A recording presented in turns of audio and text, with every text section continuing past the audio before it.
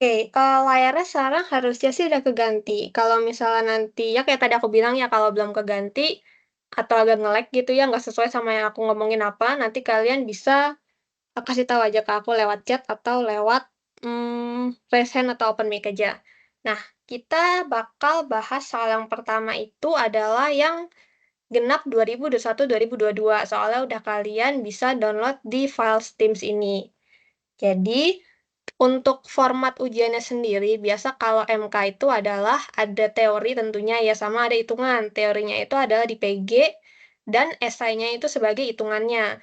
Kalau dari pengalaman aku dan dari soal yang aku dapat, ini tuh esai ada 4 soal. Ada working capital management, ada current asset management, current liabilities management, sama terakhir itu ada risk and return, kayak gitu.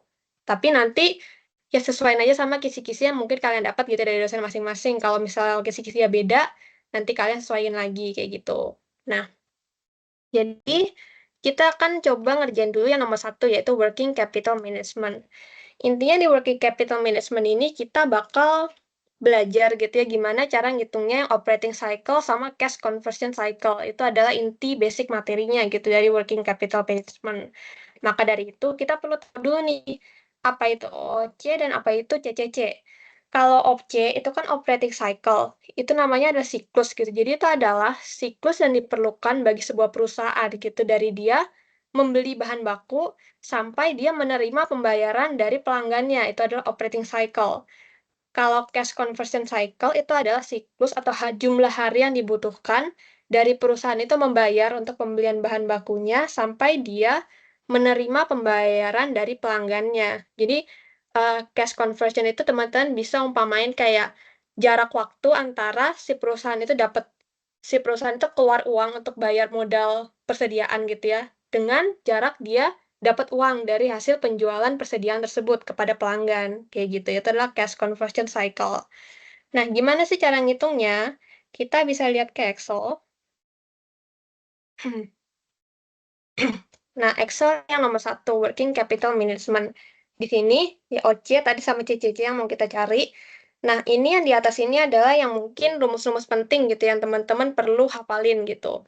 Jadi, untuk operating cycle itu, cara nyarinya adalah kita perlu menambahkan AI dengan ACP, di mana AI itu adalah average age of inventory, ACP itu adalah average collection period. Tambahin, dapat itu hasilnya operating cycle. Nah, untuk cash conversion cycle, itu rumusnya adalah OC atau operating cycle, kurangkan dengan APP, di mana OC kan tadi kita udah tahu, AI ditambah ACP. Berarti kalau mau dijabarin, cash conversion cycle bisa dicari dengan cara AI ditambah ACP dikurangin dengan APP. Kayak gitu. Jadi, eee, besar dari CCC itu selalu akan lebih kecil gitu daripada OC, karena ini kan OC-nya nih, kita perlu kurangkan dengan berapa gitu. Jadi, OC itu selalu lebih besar daripada CCC, kayak gitu. Nah, sekarang gimana jadi cara nyari AI, ACP, dan juga APP? Teman-teman bisa pakai rumus yang ini. Jadi kalau AI, average age of inventory, itu adalah lama waktu dari persediaan itu dibeli perusahaan dan dia mendekam di gudang itu berapa lama sampai dijual, kayak gitu. Jadi rumusnya inventory dibagi cost of goods sold dikali dengan 365. 365 ini sebenarnya ada jumlah hari dalam setahun, yang dimana bisa berubah gitu sesuai dengan soal. Kalau di soal katakan asumsi 1 tahun sama dengan 360 hari, maka 365 ini kita bisa ganti jadi 360, kayak gitu. Nah, AI itu juga dia punya rumus alternatifnya, yaitu jumlah hari dalam setahun kita bagi dengan inventory turnover. Rumusnya ada dua gini, dua-duanya itu akan menghasilkan hasil yang sama. Jadi nanti pas di soal, kalian perlu sesuaiin. Di soal itu dikasih tahunya keterangan yang mana. Kalau misalnya dikasih tahu keterangan ada inventory dan COGS, maka teman-teman bisa pakai rumus ini untuk menghitung AI. Tapi kalau di soal dikasih tahu hanya dalam bentuk inventory turnover, maka kalian bisa pakai rumus ini aja biar lebih mudah, kayak gitu. Nah, kalau untuk ACP, itu rumusnya accounts receivable bagi annual sales kali jumlah hari dalam setahun, atau 365 jumlah hari setahunnya dibagi account receivable turnover. Kalau yang APP, itu accounts payable dibagi annual purchases kali jumlah hari dalam setahun. Nah, sebenarnya rumus-rumus ini nggak sulit untuk dihafal. Kenapa? Karena ini ada polanya gitu. Kalau teman-teman tahu polanya, maka sebenarnya kalian nggak perlu ngapalin. Jadi nanti di ujian itu bisa langsung tahu. Caranya adalah kita lihat di sini tuh sebenarnya apa yang ingin dicari gitu intinya. Average age of inventory itu kan maksudnya kita mau mencari mengenai inventory atau persediaan gitu kan. Jadi apa yang kita mau cari intinya itu adalah kita taruh di atas inventory. Nah, untuk bawahnya itu kita lihat inventory itu yang kita taruh di atas itu bisa ada karena apa? Nah, inventory kan bisa ada karena ada cost of goods sold, karena ada HPP, perusahaan mengeluarkan HPP gitu kan, bayar untuk suatu barang, nah dia jadi punya sekarang persediaan. Kayak gitu kali 365 atau 360. Nah, itu formatnya sama untuk yang bukan format pola mungkin ya, polanya sama gitu untuknya ACP dan juga APP. Katakan kalau ACP, ACP itu kan artinya pengumpulan gitu kan. Jadi, apa yang mau dikumpulin perusahaan, yaitu piutangnya. Piutang adalah account receivable. Kita taruh di atas. Nah, account receivable itu bisa ada karena apa? Piutang bisa ada karena perusahaan melakukan penjualan atau sales, maka salesnya kita taruh di bawah. Kayak gitu, kali 365. Payment itu kan pembayaran. Nah, perusahaan mau bayar apa? Mau bayar utang. Utang adalah accounts payable. Accounts payable kita taruh di atas. Accounts payable, utang bisa ada karena apa? Karena adanya pembelian. Perusahaan pembeli bahan baku. Berarti purchases-nya kita taruh di bawah. Kali 365. Jadi kayak gitu untuk polanya gitu. Jadi teman-teman bisa lebih mudah untuk nanti mengingat rumusnya pas di ujian nanti, kayak gitu. Untuk yang turnover, ini sih sebenarnya yang atas ya. Yang atas kalian tambahin turnover di belakangnya gitu. Kalau soal dalam bahasa Indonesia, biasa turnover itu sebutannya adalah perputaran. Jadi ini adalah perputaran inventory atau persediaan gitu ya. Ini perputaran piutang, ini adalah perputaran utang, kayak gitu. Nah, eh, untuk sampai sini ada yang kalian mau tanyakan dulu?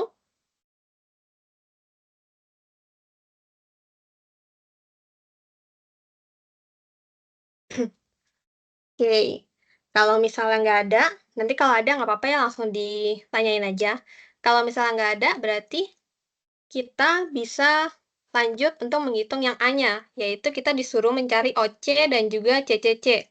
Nah, di sini aku udah tulis ulang apa aja yang dikasih tahu di soal gitu ya. Jadi kalau di soal itu dia dikasih tahu perputaran persediaan. Nah, ini kan perputaran, berarti turnover. Persediaan itu inventory. Jadi adalah inventory turnover nih, sama dengan 5 kali dalam setahun.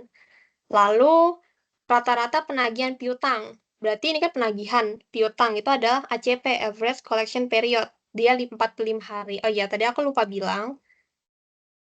Kalau misalnya ini Average as of Inventory, ACP dan APP itu selalu satuannya adalah dalam bentuk hari. Kayak gitu. Jadi bukan dalam bentuk mata uang atau dalam bentuk kali. Satuannya adalah hari.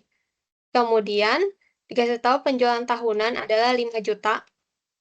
Lalu COGS-nya 85% dari penjualan.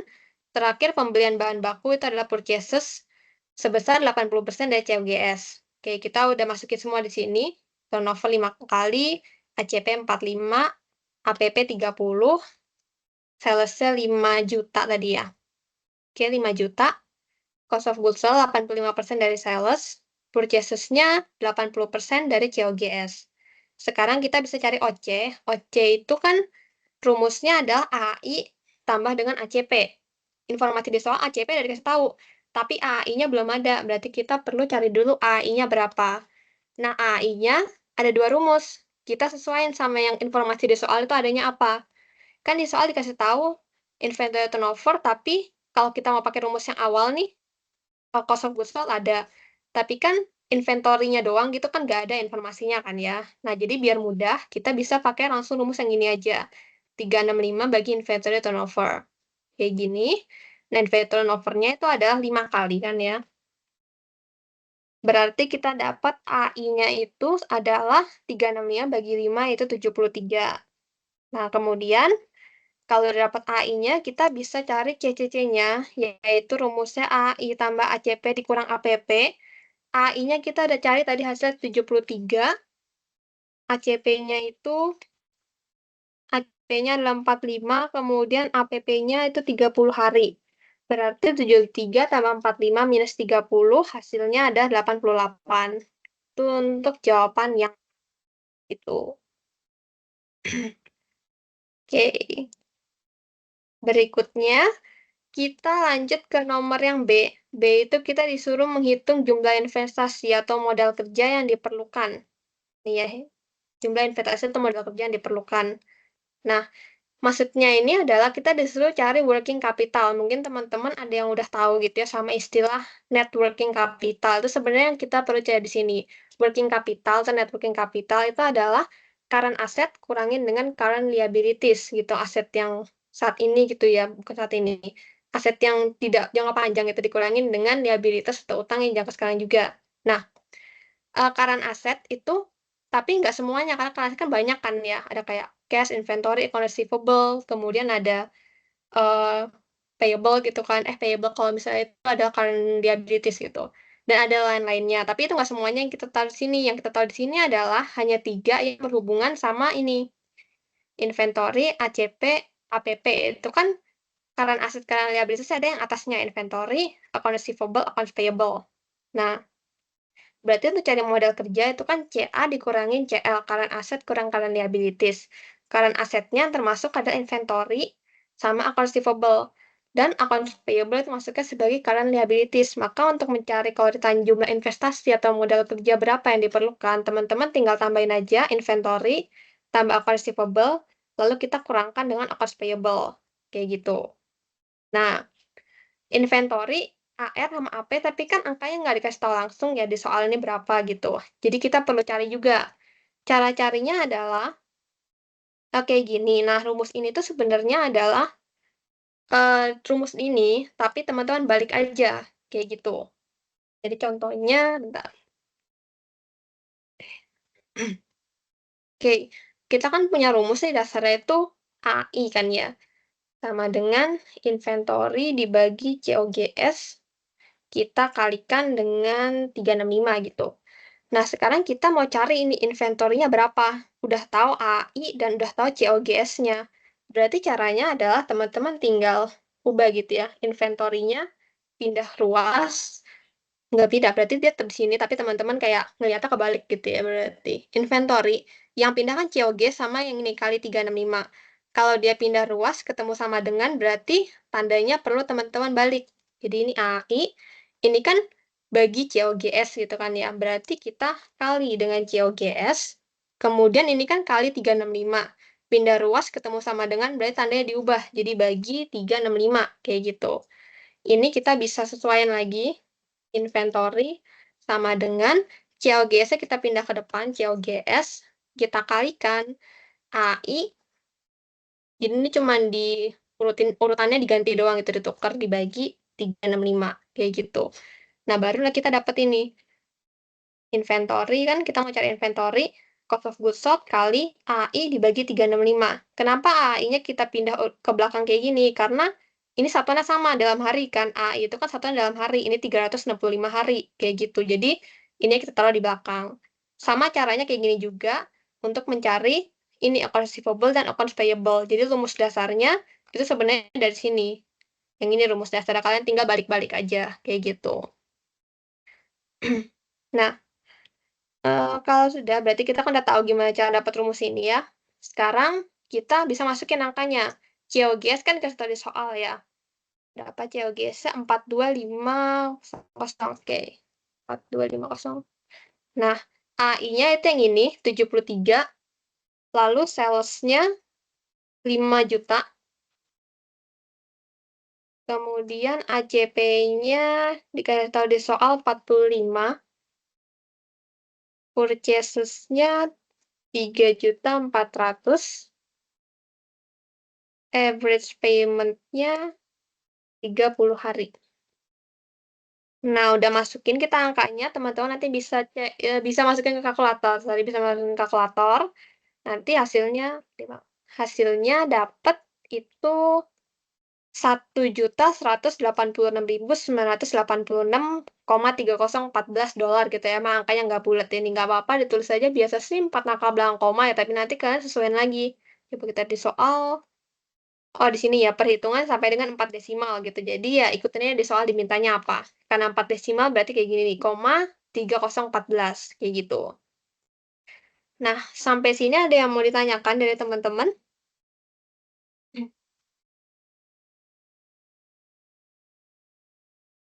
Oke, kalau misalnya belum, kita lanjut ke nomor yang C ya, menilai kecukupan dana. Nah, sebenarnya ini tuh jadi kita baca dulu ya mungkin yang C-nya ya. Perusahaan itu hanya memiliki 60% dana tunai untuk membiayai investasi modal kerjanya. Jadi maksudnya dia tuh sekarang punya dananya yang dimiliki, dana tunainya itu 60% dari ini, modal kerja yang diperlukan berapa gitu. Jadi dia punya dana itu cuma segini, 712.000. Tentu aja kurang kan ya dari modal kerja sebenarnya dibutuhin berapa. Nah, karena itu, perusahaan ingin melonggarkan investasi dengan mempercepat umur persediaan 10 hari, mempercepat umur piutang 15 hari, dan memperpanjang tempo pembayaran hutang 10 hari. Apakah rencana ini dapat mengatasi permasalahan tersebut? Maksudnya permasalahan itu yang ini. Dia ada kekurangan dana nih, nggak cukup nih buat membiayai modal kerja yang dibutuhkannya, kayak gitu. Nah, jadi ini maksudnya kan mempercepat umur persediaan. Berarti umur persediaan itu kan AI kan ya, average age of inventory. Dia mau AI-nya itu dikurangin 10, lalu umur piutang itu maksudnya average collection period itu dia kurang 15 hari karena dipercepat kan ya, mempercepat karena dikurangi gitu. Kemudian pembayaran hutang itu berarti APP.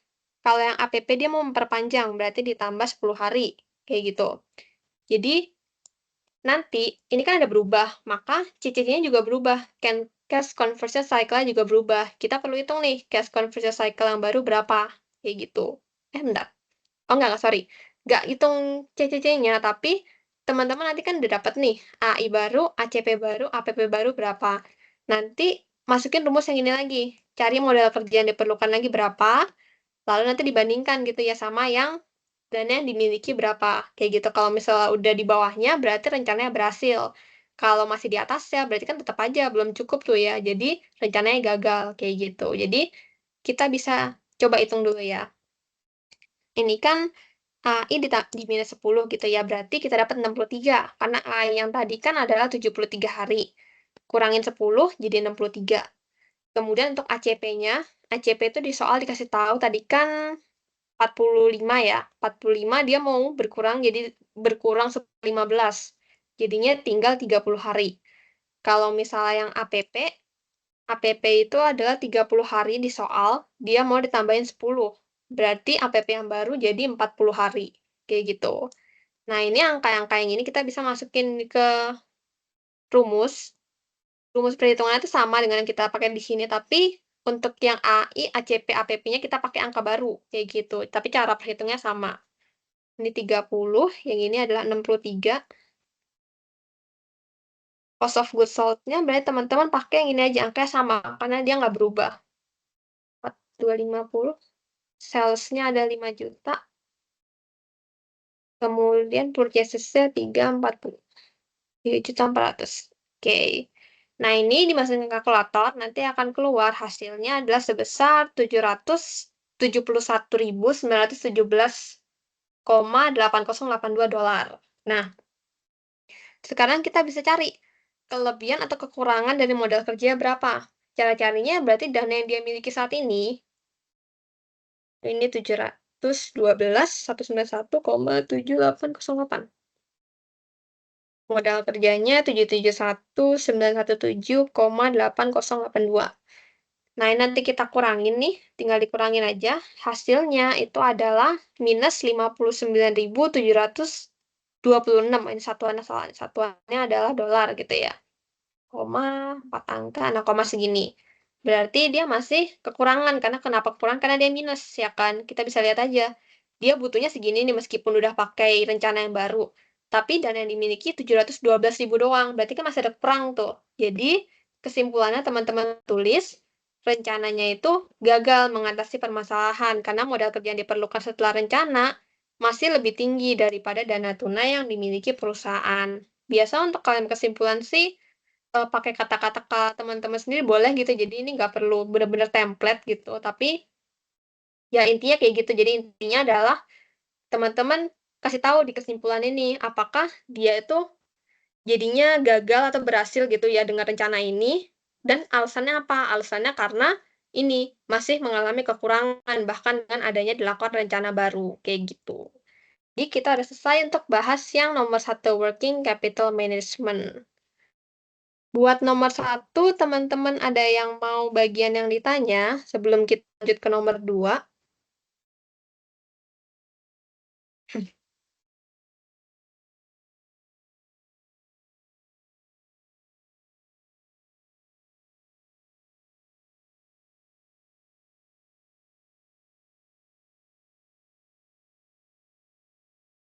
Oke, belum ada ya? Kalau belum ada, nggak apa-apa, kita lanjut langsung ke nomor 2 kalau gitu. Nomor 2 itu mengenai current asset management. Coba kita lihat dulu soalnya. Current asset management itu kalau di sini ya sebenarnya intinya adalah mengenai ini. Apakah perusahaan itu sebaiknya melakukan atau tidak melakukan relaksasi standar kredit?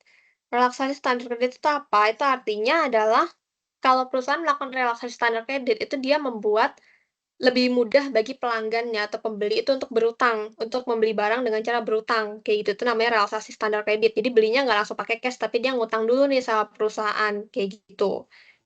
Nah, hal yang perlu teman-teman tahu adalah ada efeknya nih dari relaksasi standar kredit ini ke profit atau ke pendapatan, bukan pendapatan, profit itu keuntungan dari perusahaan. Efeknya itu seperti apa? Efeknya adalah kayak gini. Nah, jadi kalau misalnya perusahaan itu melakukan relaksasi standar kreditnya, pertama yang terkena dampak gitu ya, sales-nya atau penjualannya. Penjualannya itu akan meningkat. Kenapa meningkat?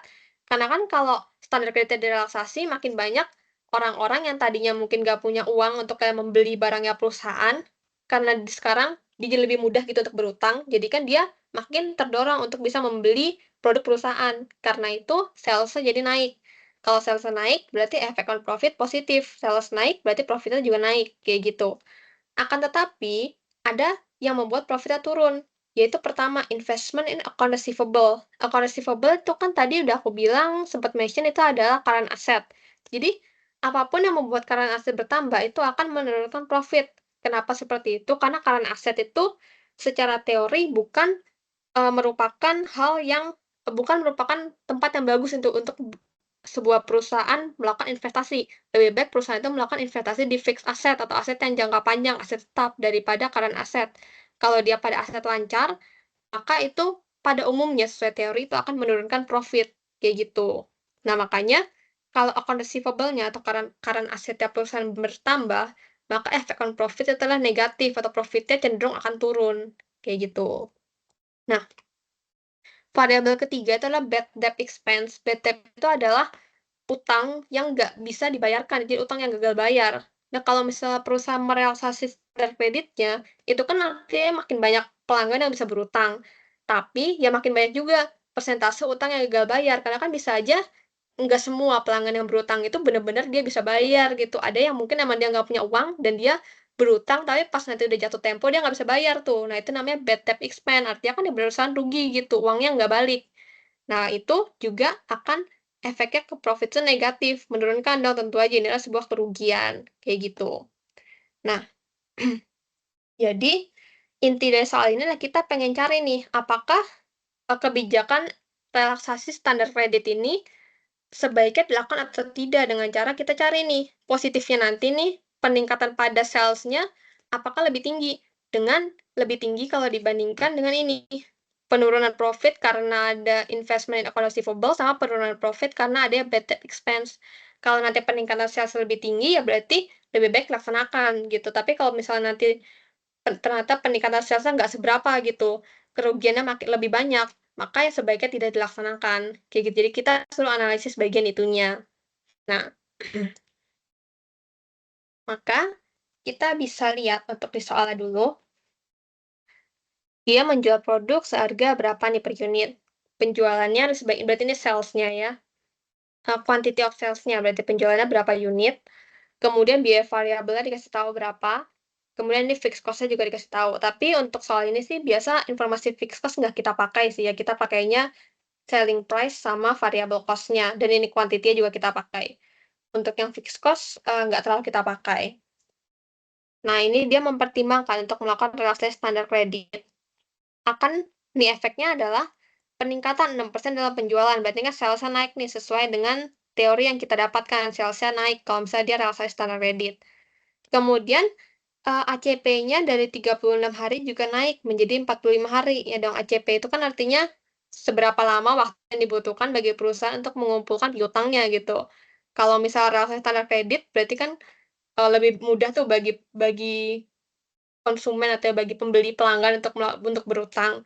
Nah, nggak semua dari mereka tuh bisa bayarnya cepet gitu kan ya, ada yang bayarnya agak lama gitu. Makanya average collection-nya itu jadi naik dari 36 jadi 45, kayak gitu. Dan peningkatan beban piutang tetap tagih ini maksudnya adalah bad debt expense. Ya, jadi kan piutang tuh yang tetap tagih, jadi nggak bisa dibayarkan oleh si pelanggan yang tadi berutang tadi. Itu dia naik dari 1% dari penjualan menjadi 2,5%. Cost of tying up funds to receivable 12%. Ini adalah biaya ini.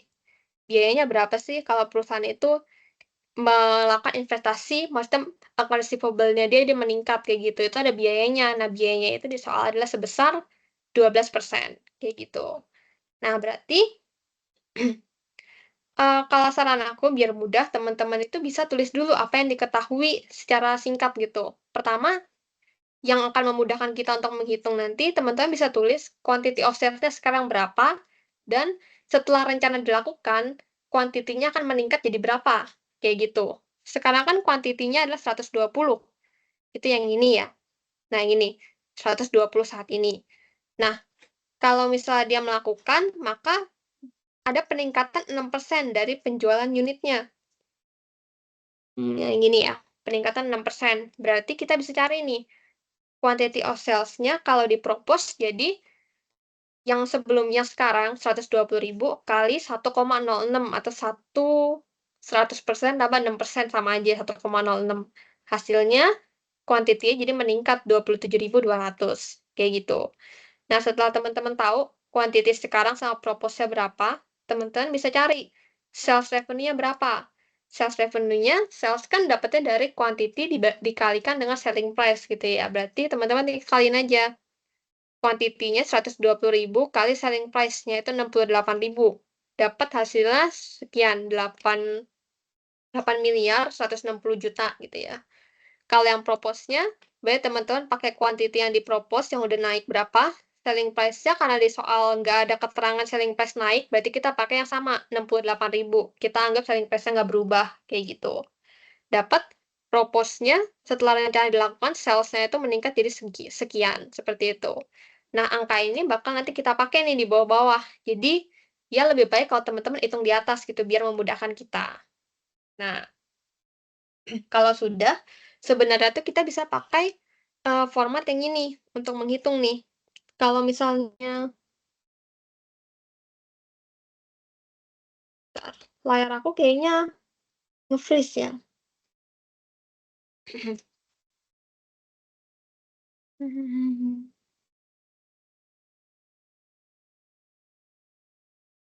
Stop sharing dulu.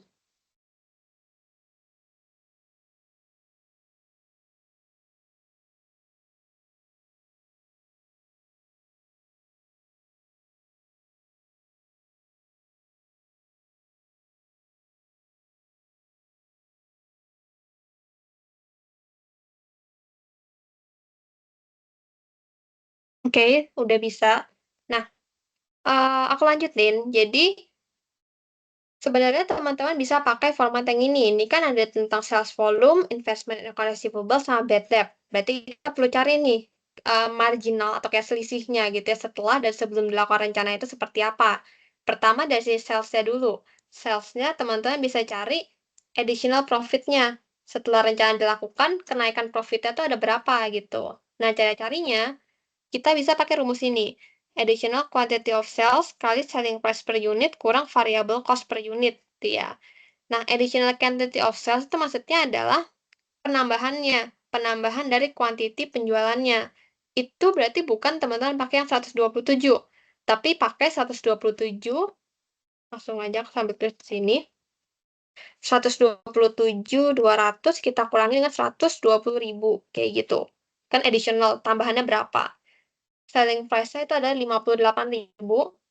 Variable cost-nya, kita lihat lagi, variable cost-nya itu 47.600. Nah, udah kayak gini, berarti kita bisa tahu hasilnya nih sama dengan kalau dihitung 146.880.000. Jadi kalau rencana yang dilakukan, kita tambahan nih profitnya sebesar ini.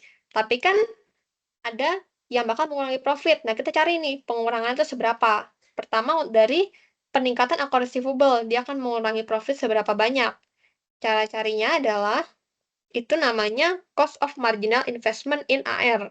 Kita perlu cari dulu current AR dan propose AR berapa. AR itu account receivable disingkat. Current AR itu maksudnya kita mau cari besarnya account receivable perusahaan saat ini berapa. Nah, itu rumusnya teman-teman bisa pakai rumus yang tadi. Ini sama tuh account receivable kan cara carinya sales kali ACP dibagi dengan 365. Nah, ini juga sama. Sales kali ACP dibagi, kenapa kita pakai 360? Karena di soal ada asumsi 1 tahun 360 hari. Kalau yang tadi itu 1 tahun sama dengan 365 kayak gitu. Jadi di situ perlu diperhatikan karena beda soal kadang-kadang bisa beda asumsi tahunnya berapa kayak gitu. Kalau nggak dikasih tahu asumsinya, berarti teman-teman bisa pakai asumsi sendiri. Biasa sih 360. Kenapa 360? Karena perhitungannya seringkali lebih bulat kalau misalnya kita pakai 360. Tapi kalau kita mengacu pada rumus di textbook, itu adalah 365. Kayak gitu. Jadi, ya emang ada perbedaan di situ. Kalau misalnya di soal nggak dikasih tahu, biasa sih kalian bebas untuk menggunakan asumsi sendiri. Mau 365 hari atau 360 hari. Nah, kita lanjut. Kita balik lagi ke sini. Tadi sales revenue-nya yang current berarti teman-teman yang ini yang udah dihitung.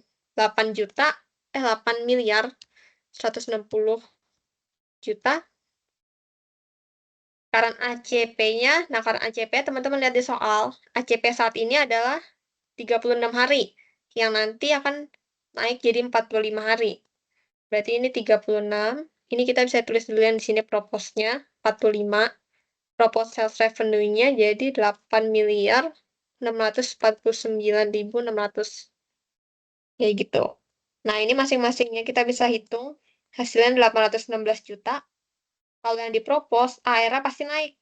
Jadi, 1.081.200.000. Sesuai kan ya sama ini nih. Kalau misalnya dia ada relaksasi kredit standar, maka investment receivable-nya akan meningkat. Nah, sesuai nih sama hitungan kita. Tadinya perusahaan cuma 816 juta, sekarang jadi 1 miliar di account receivable. Kayak gitu. Nah, belum selesai sampai sini, karena kita perlu cari marginal. Marginal itu ada selisihnya, baru dan lama berapa, dan dikali cost-nya. Kayak gitu. Jadi, setelah kita udah cari nih karena propose-nya, kita cari selisihnya berapa dulu. Selisih berarti propose-nya 1.081.200 kurangin dengan current 816.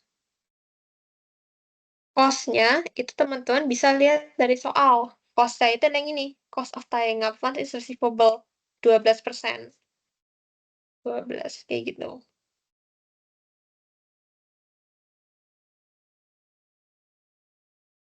Oke. Nah, ini kalau dihitung dapat hasilnya 31.824.000. Ini untuk yang baris kedua. Sekarang baris ketiga mengenai bad debt. Itu sama, teman-teman perlu cari current-nya berapa, propose-nya berapa, lalu nanti diselisihkan. Kayak gitu. Nah, untuk bad debt sendiri, dia cara carinya adalah sekarang sales-nya berapa, kita kali dengan persentase dari bad debt. Jadi, persentase dari ini. Persentase dari piutang yang nggak bisa tertagih atau pelanggan yang gagal bayar itu sebesar berapa banyak, berapa persen. Dari awalnya 1, kalau ada relaksasi standar kredit, jadi meningkat, jadi 2,5. Berarti angkanya 1 dan 2,5 gitu ya. Jadi ini current-nya ini adalah 1%. Nanti untuk yang propose-nya ini 2,5%. Nah, untuk sales revenue-nya, teman-teman bisa pakai angka ini ya, sama nih. Ini untuk sales revenue. Kemudian kalau propose-nya, yang ini, kita copy, kita taruh sini. Nah, kalau sudah, berarti kita bisa hitung di kalkulator, dapat hasilnya, nanti sekian untuk yang propose-nya 216.240.000. Kalau untuk yang current, Ini dirapiin dulu ya. Dapat 81.600.000. Nah, ini juga sesuai kan sama teorinya. Kalau misalnya relaksasi, bad debt-nya akan meningkat, increase. Nah, kita bisa lihat nih, presentnya sekarang bad debt-nya cuma 81 juta. Tapi kalau dikasih relaksasi standar kredit, bad debt-nya naik jadi 216 juta. Kayak gitu. Nah, di sini kita tinggal cari selisihnya berapa. 216 juta, 240.000, kurangin current-nya 81.600.000. Oke, hasilnya dihitung kalkulator 134.640.000. Nah, kalau sudah nih teman-teman cari additional profit, marginal investment equal receivable, sama marginal bad debt-nya berapa, kita bisa cari apakah strategi perusahaan ini kebijakan yang baru itu menghasilkan profit atau loss, menghasilkan keuntungan atau kerugian sih sebenarnya. Nah, cara carinya berarti tinggal additional profit, teman-teman kurangin dengan cost-nya marginal dari AR, kurangin dengan cost dari bad debt-nya. Berarti additional profit-nya teman-teman pakai angka ini ya, 146.880. 46880. Cost of marginal investment in AR-nya teman-teman pakai angka yang ini. 31.824.000. Kemudian cost of bad debt-nya teman-teman pakai 134.640.000. Oke, dapat hasilnya akhirnya adalah minus 19.584.000. Karena minus artinya dia mengalami loss atau kerugian. Jadi, kesimpulannya adalah perusahaan atau PT Maju Motor sebaiknya tidak melakukan relaksasi standar kredit karena akan menimbulkan net loss sebesar ini 19.584.000 kayak gitu. Kalau ini hasil ternyata dikurangin additional profit dari dikurangin cost lagi hasil positif, maka ya sebaiknya melakukan relaksasi standar kredit. Karena apa? Karena akan menimbulkan net profit sebesar sekian. Kayak gitu. Jadi itu selesai buat yang nomor 2. Sampai sini ada yang mau ditanyakan? Kak, sorry boleh tolong Ya? ke bagian cost of marginal investment in accounts receivable? Ya, boleh. Iya, sebentar. Eh, aku barusan ngitung, hasilnya tuh beda ya Hmm? sama kakak. Yang mana tuh? Aku tuh ini rumusnya tuh kayak gini. Jadi yang diajarin dosen aku itu Hmm? cara carinya itu eh awalnya ACP, terus kita Hmm? kaliin sama eh unit sol, kemudian kita kali sama variable price, baru dibagi sama 360. Terus nanti Bentar, yang bentar. present juga Hmm? kayak gitu, habis itu baru kurang hasilnya itu nanti dikaliin dengan 12%. Tadi ACP, kemudian? ACP Hmm? dikali unit sol, Hmm? dikali variable price, Oh, bentar, bentar. Dikali variable price itu vari, ya. eh, ya variable price, Terus? baru dibagi 360. Oke, oke. Iya. eh iya, benar. Karena di sini sebenarnya ya pas aku buat nyiapin materi ini sebenarnya agak bingung juga karena ada beberapa sumber yang beda gitu ya. Dan kalau misalnya, jadi kalau aku dulu sama dosen aku, diajarin tuh rumusnya kayak gini. Tapi setelah aku lihat lagi gitu dari kelas yang lain, ada juga nih yang pakai rumusnya visi per unit. Kalau kita kan sales kan sebenarnya ini kan unit sold kali selling price gitu kan ya, bukan variable cost gitu. Nah, jadi beda di situ. Untuk yang mana yang benar, sejujurnya aku juga kurang tahu gitu ya. Tapi kalau misal dosen kalian ngajarinnya emang unit sold dikali dengan variable cost per unit, maka ya ikutin aja kayak gitu. Jadi yang ini dari sales ini kan unit sold kali selling price gitu kan. Teman-teman ganti selling price jadi variable cost kayak gitu. Untuk yang lain sih formatnya harusnya sama kayak gitu.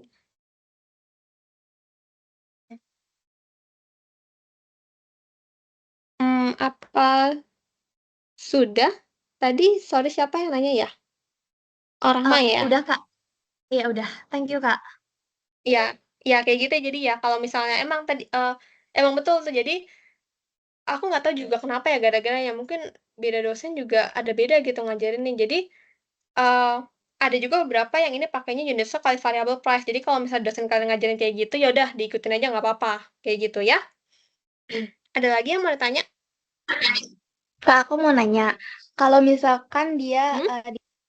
bilang pengumpulan piutangnya satuannya kali, misalkan sebanyak 15 kali dalam 1 tahun, berarti nanti itu dibagi 365 dulu ya Kak, biar dapat berapa harinya. Iya betul, betul betul. Iya ada juga soal Berarti yang kayak gitu, iya, nanti berarti dibagi. jadi 365 dibagi 15 gitu ya Kak. Mhm. Tadi Oke, pertanyaannya thank you Kak. gimana? Aku nggak ngeh. Gimana tadi yang dikali? Itu tuh kayaknya tuh Misalkan bentar ya. Iya, ya lanjut aja nggak apa-apa. Misalkan kalau di soal itu dia rata-rata pengumpulan piutangnya itu satuannya kali, bukan harian. Misalkan rata-rata periode pengumpulan piutang tahun ini dalam setahun sebanyak 15 kali. Dan tahun berikutnya diharapkan meningkat menjadi 24 kali. Iya itu. Nah, kalau kayak gitu iya berarti benar, berarti perlu dikali dulu. Itu namanya tuh ini berarti ya nyari nyari nanti nih turnover-nya berapa kayak gitu. Itu nanti sih ada di soal habis ini. Bakal ini kan ada 2 soal kan ya kita ya. Bisa nih. Ada yang ini gimana cara nutupnya ya?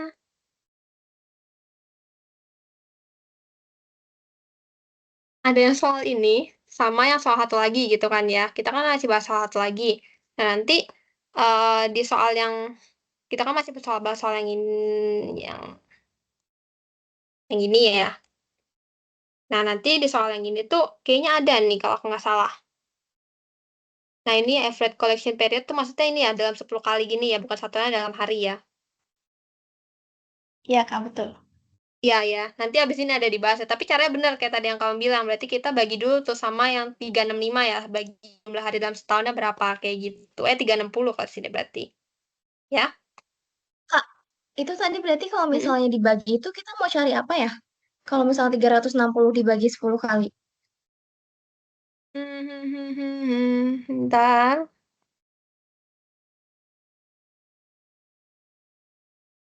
EAM. Udah nggak ya? Nah, ini ya.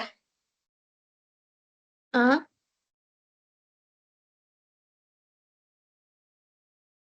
Bentar. Kalau kita dibagi 10 kali. Oh, bentar, bentar. Sorry, sorry. ACP sama dengan 10 kali dalam setahun.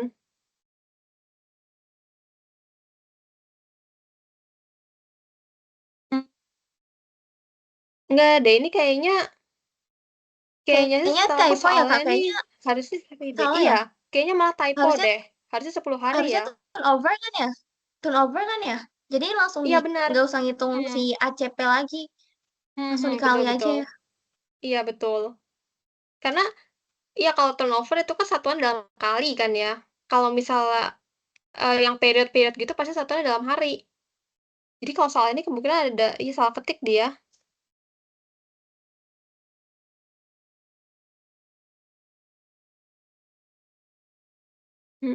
Kayak gitu jadinya. Nah, eh kalau misalnya dia dalam turnover gitu ya, berarti teman-teman bisa pakai ini nih. Yang ini kan tadi kan aku udah kasih kan ya. Ada yang rumus yang kayak gininya nih, rumus dasarnya. Ada juga rumus kalau misalnya dikasih tahu turnovernya kayak gitu. Berarti nanti kita pakai rumus yang ini. Katakan mau yang ACP gitu ya. Sama turnover yang dikasih tahu. Jadi dibalik-balikin dari ini. ACP sama dengan 365 dibagi dengan turnovernya. Misalnya ACP kan sama dengan 365 bagi accounts receivable turnover gitu, katakan ART gitu kita singkatnya. Berarti kan kita mau carinya adalah, hmm, hanya kalau kita di rumus ini. Di rumus ini kan kita mau cari ACP-nya. Berarti, oh udah ya? Udah ini berarti 365 dibagi ART-nya. Kemudian, berarti current ACP dibagi, current ACP-nya kan sama dengan ini, 365. Kita mau bagi 360. 365 biar satuannya sama. Berarti 365 dibagi.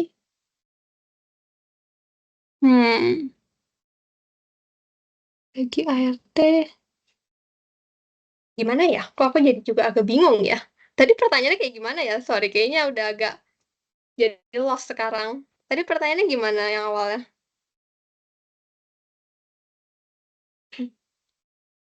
Soalnya aku kan dikasih kuis sama dosen aku, Kak. Nah, terus Heeh. dia nulisnya rata-rata Mm-mm. periode pengumpulan piutang tahun 2017 dalam setahun sebanyak 15 kali dan tahun 2018 diharapkan meningkat menjadi 24 kali. Nah, setahuku Mm. rata-rata periode pengumpulan piutang atau ACP kan itu satuannya hari. Berarti kalau Mm-mm. kita mau nyari harinya berarti dibagi 365 bukan? Itu gitu Kak tadi aku nanya. Oke. Sebenarnya kalau APP, kalau periode setahu aku satuannya hari sih ya. Nggak dalam, nggak dalam kali gitu, kecuali kalau turnover. Mungkin itu ada kemungkinan salah ketik nggak di soalnya? Nah, itu aku juga kurang tahu, Kak. Tapi kalau menurut Iya. aku itu udah Mm-mm. turnover sih, Kak. Mm-mm. Soalnya aku ini ngerjain, Itu turnover. soalnya ini aku Mm-mm. ngerjain yang tahun ujian yang tadi mau kita bahas berikutnya. Itu tuh Mm-mm. Mm-mm. aku tuh hitungnya kalau misalnya dia udah dibilang kali, aku anggapnya dia turnover, bukan ACP lagi. Oh, ini jadi udah dalam turnover gitu ya. Iya, iya, turnover AP kan ya? Mm-mm. ACP Mm-mm. itu apa ya? Oh iya. Accounts collection AR berarti turnover AR. Oh iya, sorry, AR Mm-mm. turnover berarti jatuhnya. Menurut aku ya, soalnya aku Mm-mm. ngitungnya kayak gitu sih. Berarti buat nyari ini yang mana nih ganjil? Buat nyari ini gimana kamu cara-carinya? Aku tadi ini caranya itu yang pakai rumus dosen aku kan. Tadi kan Mm-mm. dikasih tahu bahwa sebenarnya itu kan rumusnya itu kan unit sol di unit sol dikali eh variable cost dibagi accounts receivable turnover. Oh iya ya, unit sold sini ya. Unit sold kita kalikan dengan visi per unit dibagi dengan Dibagi AR turnover. Heeh. Iya, nanti aku dapat sih angkanya Angkanya berapa kamu dapetnya? eh kalau yang propose itu 504.000. Yang propos ya. Kalau yang Oh, propos,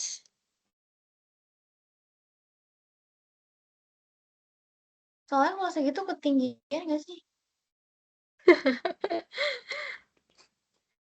propos. Berarti kan kalau pakai rumus ini unit sold-nya itu Seratus unit tiga sold-nya puluh berapa? empat ribu 100. empat ratus. Iya, 134.400. Iya, Dia benar dikali kalikan 30 30 ribu ya. Oh, 30 aja 30 ya, aja sorry. kan variabel Heeh. dibagi 8.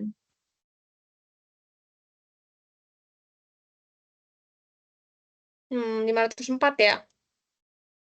Iya, soalnya kalau misalnya kita anggap ACP-nya 10 kali itu cuman 10 hari, jadinya nanti dia cost of investment-nya kebesaran.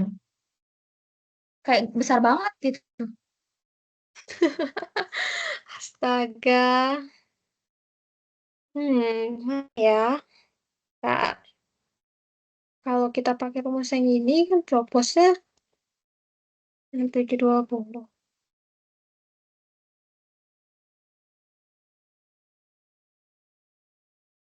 Hmm.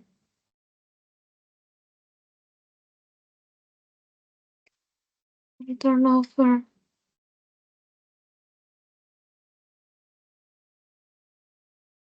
Kalau turnover itu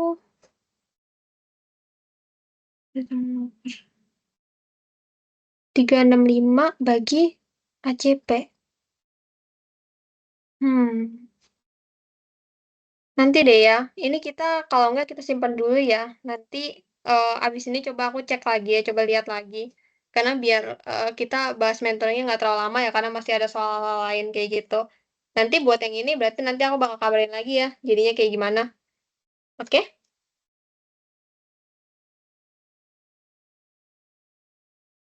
Oke, thank you Kak. Sorry kalau rumit ya. Oke, nggak apa-apa.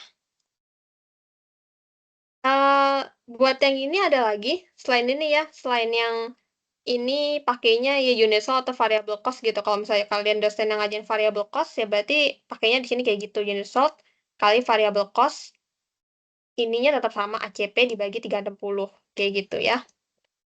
Ada lagi untuk soal ini?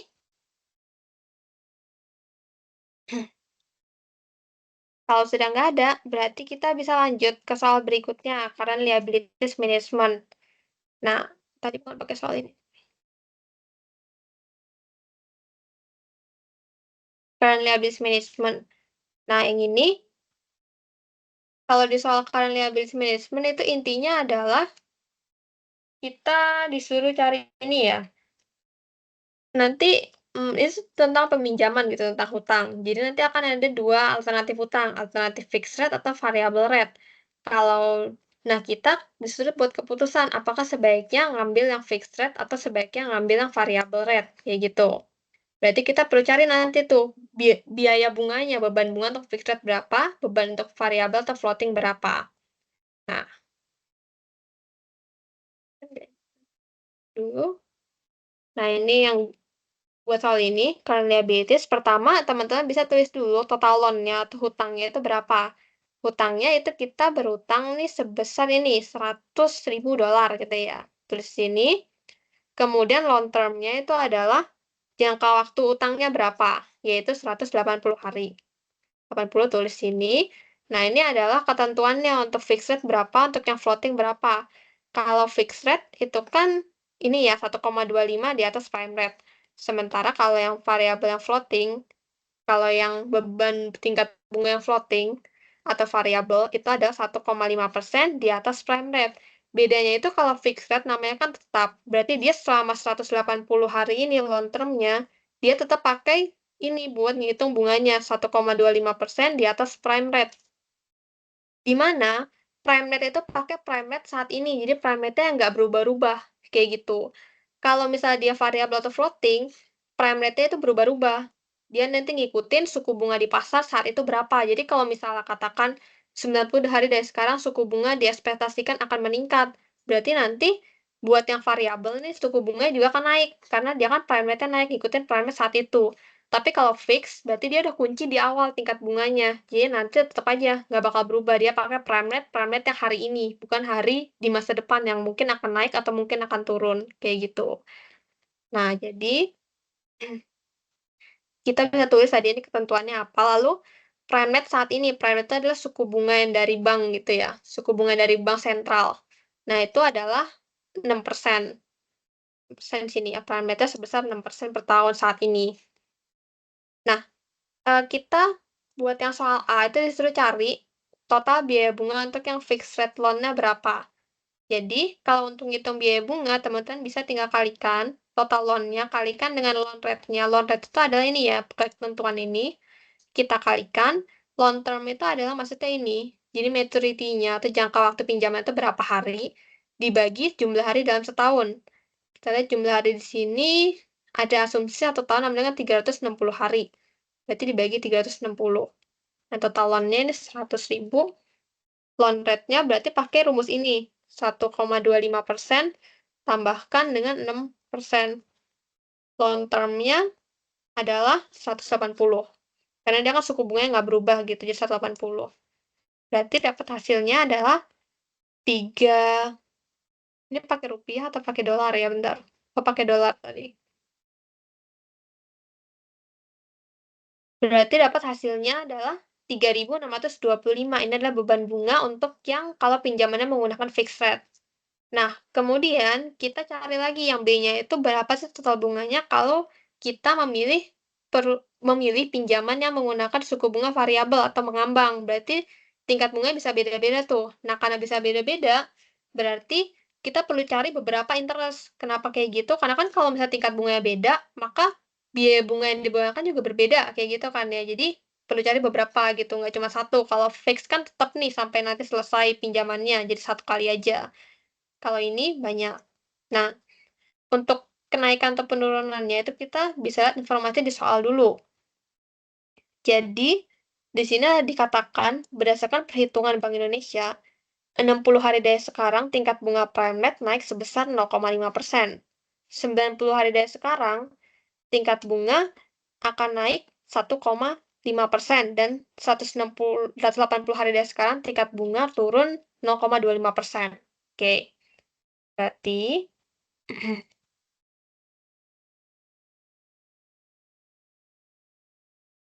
nah, ini kan dikatakan sekarang itu adalah teman-teman bisa anggap sekarang itu adalah D1 gitu kan. Jadi hari pertama dari kita melakukan pinjaman. Jadi D1 dikatakan di sini 60 hari dari sekarang. Berarti kan dari hari ini sampai setengahnya 60 hari ke depan gitu kan ya. Tingkat bunganya nggak berubah dong, belum berubah karena baru berubah 60 hari dari sekarang. Berarti untuk D1 sampai 60 itu kita loan rate-nya menggunakan prime rate yang saat ini karena dia belum naik, belum mengalami kenaikan. Jadi total loan-nya yang awal, nah loan rate-nya teman-teman masukin ketentuan untuk yang floating 1,5%, kita tambahkan dengan prime rate-nya. Prime rate-nya sekarang itu adalah 6% karena kan belum naik. N-nya, nah untuk menghitung N itu kan adalah jumlah harinya berapa gitu kan ya. Tapi jumlah harinya namanya ini variabel, teman-teman nggak bisa pakai langsung 180. Kenapa? Karena kan ini kan hanya untuk D1 sampai 60, bukan keseluruhan masa pinjamannya. Kayak gitu. Jadi, untuk cari N di sini, kita perlu lihat dari ini. Cara-caranya adalah, teman-teman tinggal kurangin nih, 60, kita kurangin dengan 1, kan 59. Tambahkan dengan 1 lagi, jadi N yang kita pakai adalah 60. Kayak gitu. Nah, ini masukin kalkulator dapat hasilnya 1.250. Itu jadi ini beban bunga yang kita bayarkan untuk day pertama sampai day 60. Nah, habis 60 berarti kan mulai 61 nih. Berarti berikutnya teman-teman mulai di sini dari 61 sampai, nah kita lihat lagi, 90 hari dari sekarang tingkat bunga prime rate akan, oh bukan, ini dulu ya, 60 hari dari sekarang naik sebesar 0,5%. Oke, berarti ini mencakup yang ini. Ini udah naik nih, loan rate-nya 0,5%, naik lebih tinggi. Ini 100. Loan rate ini adalah 1,5% ditambah, kan naik 0,5 dari prime rate sekarang. Berarti kita pakai prime rate-nya 6,5%. Kayak gitu. Untuk N-nya sama cara tadi, 180, berarti kita kurangkan dengan 61. 80 kurang 61, bentar. 80 kurang 61 itu hasilnya kan 119. Tambahin dengan 1. Jadi 120. Kayak gitu. Nah, ini hasilnya 2.667. Oke. Berarti total floating interest-nya kita bisa cari 1.250 tambah 2.667. Hasilnya itu adalah 3.916. Bentar. 60 hari dari sekarang akan naik. 90 hari dari sekarang.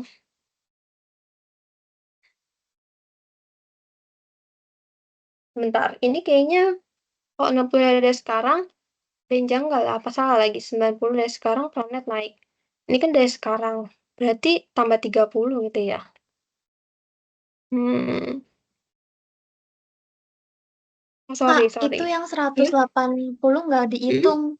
Yang yang mana? float rate, yang boleh tolong balik ke soalnya. Iya, sorry ya. Balik ke soal.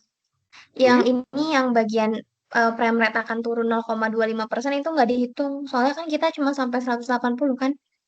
iya, benar yang ini nggak dihitung. Aku lagi mikirnya ini Itu nih, cuma pengecoh. 90 hari dari sekarang.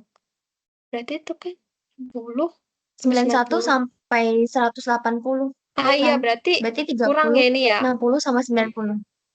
Iya, iya betul betul. Jadi ada kurang nih perhitungannya nih. Nah, berarti ini 60, ini sampai 90 aja gitu. Nah, yang ini berarti 91 sampai 180. Nah, berarti yang ini nih juga ada kurang nih. 90 kurangin 61 itu kan hasilnya 29 tambah 1 sama dengan 30. Berarti ini kalikan 30. Ini 67. Kalau yang ini 91 sampai 180 ya 180 udah nggak masuk. Prime rate akan naik 1,5%.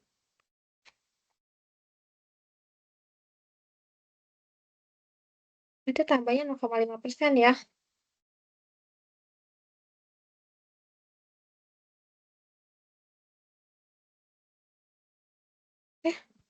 Benar-benar 1,5, ini akan naik 1,5%. Oke, berarti ini jadi 7,5.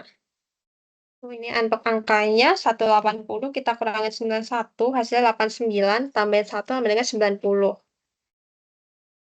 Angkanya 90, kurang 1,7, 7,5. Ya, jadi segitu. Kemudian, kita bisa cek lagi, cara ceknya adalah teman-teman lihat ini ya, yang ini ya berarti 60, 30, 90. Kalau ditambahin tuh harus hasilnya sebagai ini long term-nya berapa lama. 60 tambah 90 tambah 30 kan 90, tambah 90 lagi 180, berarti pas kayak gitu. Ini tambahin hasilnya ini juga. Total floating interest-nya 4.116,67. Kayak gitu. Nah, udah dapet fix-nya berapa, floating-nya berapa, kita bisa buat kesimpulannya. Kesimpulannya berarti pinjam aja dari yang Bank Aman Sejahtera atau yang menawarkan fixed rate. Kenapa? Karena dia total biaya beban bunga yang perlu dibayarkan itu lebih kecil daripada kalau kita pinjam dari yang bank satu lagi, bank apa tadi namanya? Bank Ramah Bersahabat, kayak gitu. Oke, buat yang soal nomor 3 ada yang mau ditanyakan?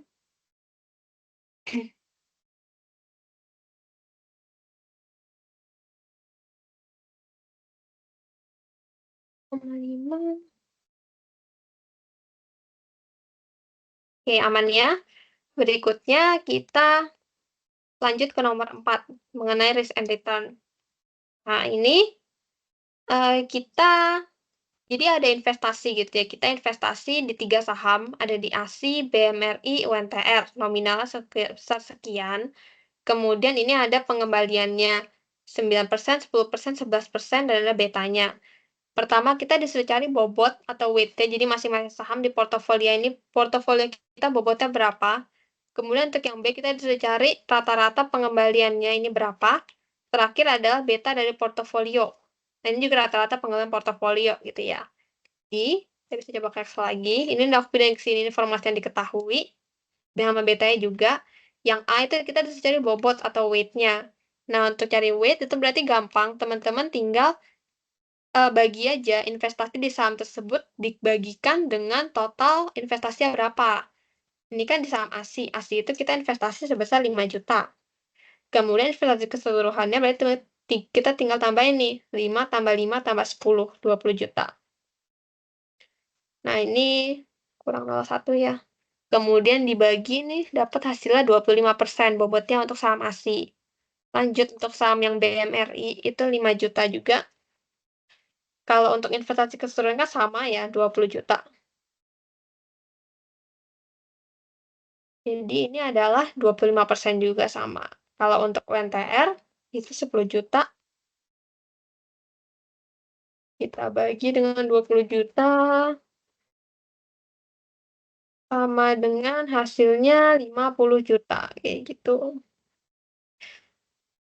Atau kalau yang terakhir teman-teman bisa tinggal 100% kurang 25 kurang 25 gitu kan, tinggal terakhir. Hasilnya kan semuanya harus 100%. Kalau nggak 100% berarti ya mungkin ada kesalahan gitu dalam perhitungan di sini.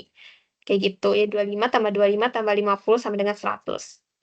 Selesai untuk yang A, kita bisa ke soal B, yaitu rata-rata tingkat pengembalian atau average return-nya berapa.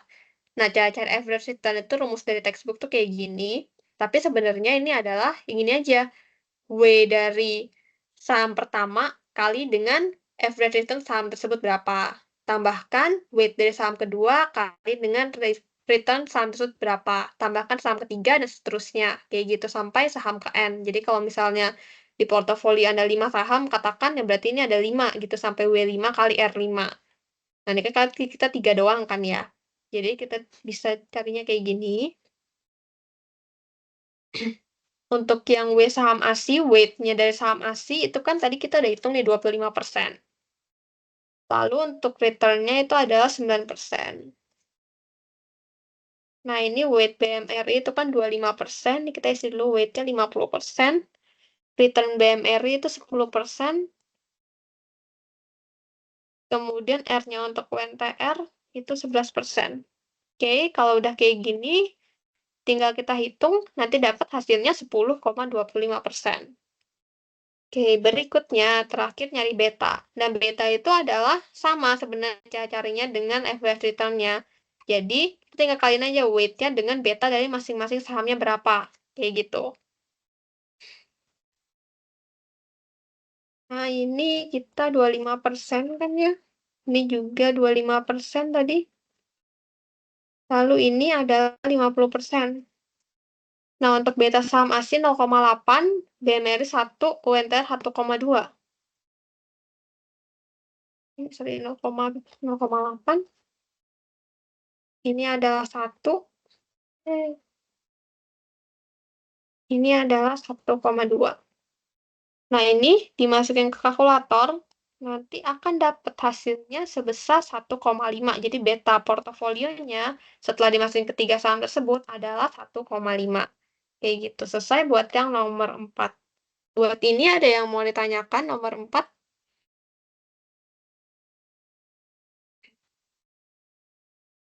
Oke. Aman ya? Kalau misalnya sudah, nah, ini ada tambahan gitu ya, karena kadang-kadang aku lihat juga ada juga dikasih di soal itu dalam mengenai ini untuk yang kalian liabilities management, yaitu mengenai cost of giving up cash discount. Nah, kalau misal soalnya mengenai cost of giving up cash discount, jadi nanti cara kerjanya kayak gini. Caranya adalah teman-teman perlu daftar itu rumusnya ini. Ya, cost of giving up cash discount itu maksudnya kalau misalnya perusahaan kayak membeli dari suatu supplier gitu ya, kadang-kadang supplier tersebut tuh ada tuh menerapkan kebijakan cash discount kalau kita membayar lebih cepat gitu dalam waktu beberapa hari gitu. Nah, kalau kita melewatkan cash discount tersebut, itu tuh berarti ada biayanya karena kan harusnya kita bayar lebih rendah tuh. Tapi karena kita melewatkan jadi kita bayar full. Nah, itu. Nah, biayanya berapa? Biayanya itu bisa kita hitung nih dengan rumus ini. JD itu cash discount ini dalam bentuk persentase, kita bagi dengan 100% dikurangin cash discount ini dalam bentuk persentase juga, kalikan dengan jumlah hari setahun, jadi bisa 365 atau 360 sesuai soal, dibagi dengan N. N itu adalah jumlah hari pembayaran dapat ditunda dengan melewatkan cash discount. Jadi, untuk mengisi rumus ini, teman-teman perlu bisa baca dulu credit terms-nya. Katakan credit terms itu selalu formatnya kayak gini. Jadi, ada angka dari berapa, terus net berapa, kayak gitu. Ini maksudnya, ini adalah angka di soal ya. Pindah ke sini biar lebih gampang gitu bacanya. Ini maksudnya, depan itulah cash discount-nya dalam bentuk persentase. Jadi, ini kalau misal, ini batas cash discount harinya. Jadi, kalau misal perusahaan membayar kurang dari 10 hari atau maksimal 10 hari gitu ya, maksimal 10 hari akan mendapatkan cash discount sebesar 1%. Net 40 itu artinya kalau dia bayarnya, ini jangka waktu pembayarannya jadi maksimal banget, dia bayar 40 hari, itu bayarnya full, kayak gitu. 220 net 60 artinya kalau perusahaan bayar dalam kurun waktu 20 hari, dia dapat diskon 2%. Atau ya dia harus bayar full dengan maksimal jangka waktu pembayarannya itu 60 hari, kayak gitu. Nah, sama buat yang bawah-bawahnya cara bacanya. Jadi setelah kita bisa baca ini, kita coba lihat yang diminta di soal itu. Yang A, hitung besaran cost of giving up cash discount. Kita baca dari sini aja kali ya, biar lebih gampang. hitung cost of giving up-nya berapa dari masing-masing masing-masing supplier. Yang B, jika ada tawaran pinjaman dari Bank ABC dengan tingkat bunga 15%, perusahaan sebaiknya manfaatkan cash discount dari pemasok yang mana aja. Jadi ini tuh kita suruh membuat keputusan, karena kan contoh kita udah hitung nih, cost of giving up cash discount-nya berapa untuk masing-masing supplier. Nah, maka apa gitu. Jadi setelah kita hitung, ya keputusannya apa, gimana cara kita bisa nentuin apakah cost of cash discount-nya itu besar atau kecil. Nah, cara nentuinnya itu kita bandingkan nanti dengan ini. Kita bisa ada meminjam dari bank itu sebesar tingkat bunganya berapa, nanti dibandingkan dengan tingkat bunga ini. Kayak gitu. Untuk yang C, itu kalau ada pemasok si PT Bakti, dia mau memperpanjang jatuh tempo kreditnya selama 20 hari. Artinya yang ini ya, di belakang ini diperpanjang nih, tambahin 20. Hitunglah besar approximate cost of giving a cash discount dan apakah pinjaman dari Bank ABC sebaiknya diterima. Oke, jadi kita coba hitung dulu yang A, cash discount masing-masing pemasok. Itu kan rumusnya ini ya, yang atas tadi tuh. Itu tinggal apa? Aku screenshot dulu biar gampang kita lihatnya.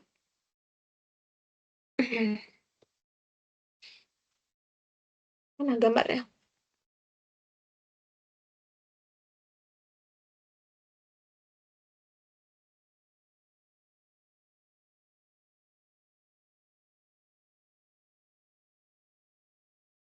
Oke, nah ini kan yang PT Tugu. PT Tugu itu 1/10 net 40. Berarti cash discount-nya persen nih. Kita bisa turunkan 1%. Ini 1% juga. Nah, N itu adalah kita kurangin nih angka yang di belakang ini dengan yang ini. 40 kurang 10 itu adalah N-nya 30. Kayak gitu. Ini kita bisa hitung kalkulator 12,12%. Untuk yang mekar sama caranya. CD berarti teman-teman ambilin yang di depan angkanya dalam bentuk persentase 2%. Ini juga 2%. Nah, untuk N-nya berarti 60 kurang 40, kurang 20, sorry, jadi hasilnya 40. Dapat nanti mesin kalkulator 18,37%. Sekarang untuk yang PT Bakti berarti 3%. Kirinya ini juga 3% di bawah. N-nya itu adalah 90 kurang 30, yaitu 60. Nah, ini berarti kita hitung kalkulator dapat 18,56%. Untuk yang PT Sukma, itu dia 4% cash discount-nya. Ini juga 4%. Kemudian, untuk N-nya berarti 70 kurang 40, yaitu 30. Dapat hasilnya adalah 50%. Terakhir, abadi, itu berarti 5%. Cash discount-nya 5%, N-nya ada 90 kurang 50 sama dengan 40. Hasilnya adalah 47,37%. Jadi itu buat jawab pertanyaan yang A. Nah, kita udah dihitung semuanya cost-nya berapa. Sekarang kita bisa jawab yang B. Jika ada tawaran dari Bank ABC, nah ini berarti kita sudah ambil keputusan nih. Apakah sebaiknya mengambil atau tidak mengambil alias melewatkan cash discount dari pemasok-pemasok ini. Nah, di sini aku bikinnya pakai tabel. Kalau nanti di ujian keluar soal ini, kalian nggak perlu bikin tabel ya, biar nggak lama ya. Jadi, ini tuh biar kita gampang aja ngeliatnya. Tadi kan ada pemasok nih, kita udah hitung nih, cost of giving a cash discount-nya, itu masing-masing sekian. Nah, kita bandingkan aja dengan tingkat bunga pinjamannya. Dengan kriteria keputusan, kalau dia cost of giving up cash discount-nya lebih besar daripada tingkat bunga pinjaman, maka perusahaan sebaiknya meminjam lalu mengambil atau memanfaatkan cash discount. Karena kan, katakan cost-nya itu, kalau perusahaan itu nggak mengambil diskon, itu dia gini, dia kehilangan 18,56%.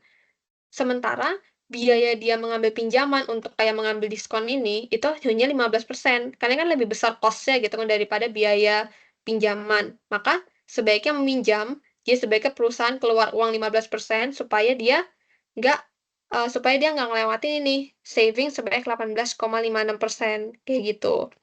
Tapi kalau cost of giving up cash discount lebih kecil daripada tingkat bunga pinjaman, maka sebaiknya nggak meminjam dan melewatkan cash discount. Jadi kita bandingin cost-nya dengan tingkat bunga pinjaman perusahaan berapa dari bank. Jadi untuk ini kan berarti lebih kecil ya. Kalau lebih kecil berarti ya udah ini nggak usah kita ambil kayak gitu. Jadi biarin aja. Kita bayarnya agak lama nggak apa-apa, nggak perlu di bawah 10 hari. Kalau ini kan lebih besar, berarti kita ambil cash discount-nya. Kayak gitu bayarnya kurang dari 20 hari. Kayak gitu biar dapat cash discount. Kayak, bayarnya kurang dari itu kalau misalnya nggak ada duit, ya perusahaan bisa minjam dengan bunga segini 15%. Ini sama lebih besar, berarti kita ambil cash discount, ini juga. Ambil semua, berarti yang nggak diambil cuma yang dari PT Tugu. Keputusannya. Nah, kalau udah, bisa buat kalian keputusan nanti kayak gini. Maka perusahaan PT Berlian Indah sebaiknya memanfaatkan cash discount dari siapa aja? Mekar, Bakti, Sukma, Abadi. Karena cost of giving up cash discount-nya lebih besar daripada tingkat bunga pinjaman. Kayak gitu. Lanjut untuk yang C. C itu adalah kita disuruh cari, kalau misalnya nih ada credit terms yang berubah. Nah, kita disuruh cari lagi nih, cost of giving up cash discount-nya berapa. Kalau misalnya credit terms-nya berubah, maka kan nanti masuk ke rumus ini juga berubah gitu kan ya. Jadi, perubahannya tuh maka cost-nya itu bakal juga berubah juga. Jadi, kita perlu cari yang baru berapa. Nah, tapi ada perbedaan nih. Di sini dimintanya adalah approximate. Kalau yang tadi kita belajar ini di atas itu cuman cost biasa, jadi bukan yang approximate. Approximate itu nanti angkanya itu akan jadi lebih bulat gitu daripada cost yang biasanya ini. Jadi, kalau yang dimintanya approximate, itu rumusnya lebih simpel. Cash discount kali jumlah hari dalam setahun dibagi dengan N. Kayak gitu doang. Kalau yang disuruh carinya adalah approximate. Nah, ini kan dikatakan PT Bakti memperpanjang tempo kreditnya selama 20 hari. Artinya N-nya naik sebesar 20. Jadi 3/10 net 110. Maka tadi N awal itu 90 gitu ya, tambah 20 jadi 110. Maka approximate-nya cash discount ini itu tetap 3%, nggak berubah. Ininya tadi kita 360, 365. 360 ya. 360. Nah, N-nya yang berubah. N-nya itu adalah 110 kurang 10. Berarti sekarang N-nya itu adalah 100. Ya benar 100. Kayak gitu. Bentar. 100. Ini 3 berapa sih? 3. Sorry, ini 330 ya. Pantesan. Ini 330. Nah, berarti N-nya ini adalah 110 kurang 30, yaitu 80. 3%, 360 bagi 80. Hasilnya adalah 13,50%. Kalau teman-teman lihat nih, kalau approximate, dia hasilnya lebih bagus gitu ya angkanya daripada yang ini. Yang kalau kita pakai rumus yang lebih panjang, kayak gitu. Nah, kesimpulannya, berarti, oh ya teman-teman berarti bandingin lagi. Ini dengan tingkat bunganya. Kalau tadi kan, sebelum ini diperpanjang tuh, PT Bakti cost-nya 18,56, lebih besar dari tingkat bunga. Maka keputusannya pinjam dari bank, ambil cash discount-nya.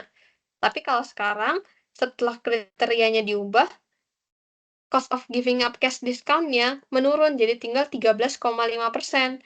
Kita bandingkan dengan tingkat bunga pinjaman, jadi kan lebih kecil. Maka keputusannya adalah sebaiknya tidak mengambil pinjaman dari Bank ABC karena approximate ini lebih kecil daripada tingkat bunga pinjaman Bank ABC. Jadi, ngapain dia ngambil cash discount untuk menghemat 13,5% kalau dia perlu bayar bunga 15%, kan perlu bayarnya jadi lebih tinggi itu daripada penghematan dia. Maka itu ya dilewatin aja cash discount dari PT Bakti ini.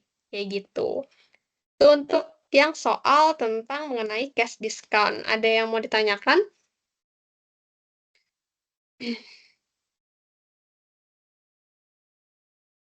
Oke, nggak ada ya.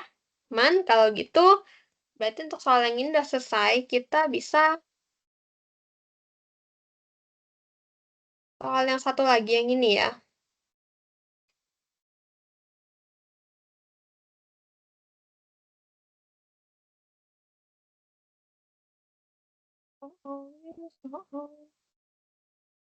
Jawaban yang ganjil.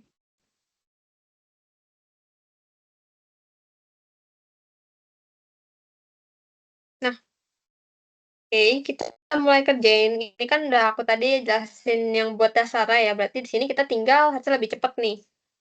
1, working capital management. Nah, ini pakai rumusnya sama, yang diketahui udah aku tulis di sini. Ketahuinya yang gini ya, inventory, account payable, pembelian, oke, pembelian itu purchases. Nomor 1, kita disuruh hitung AI berapa, ACP berapa, APP berapa, dan CCC-nya berapa.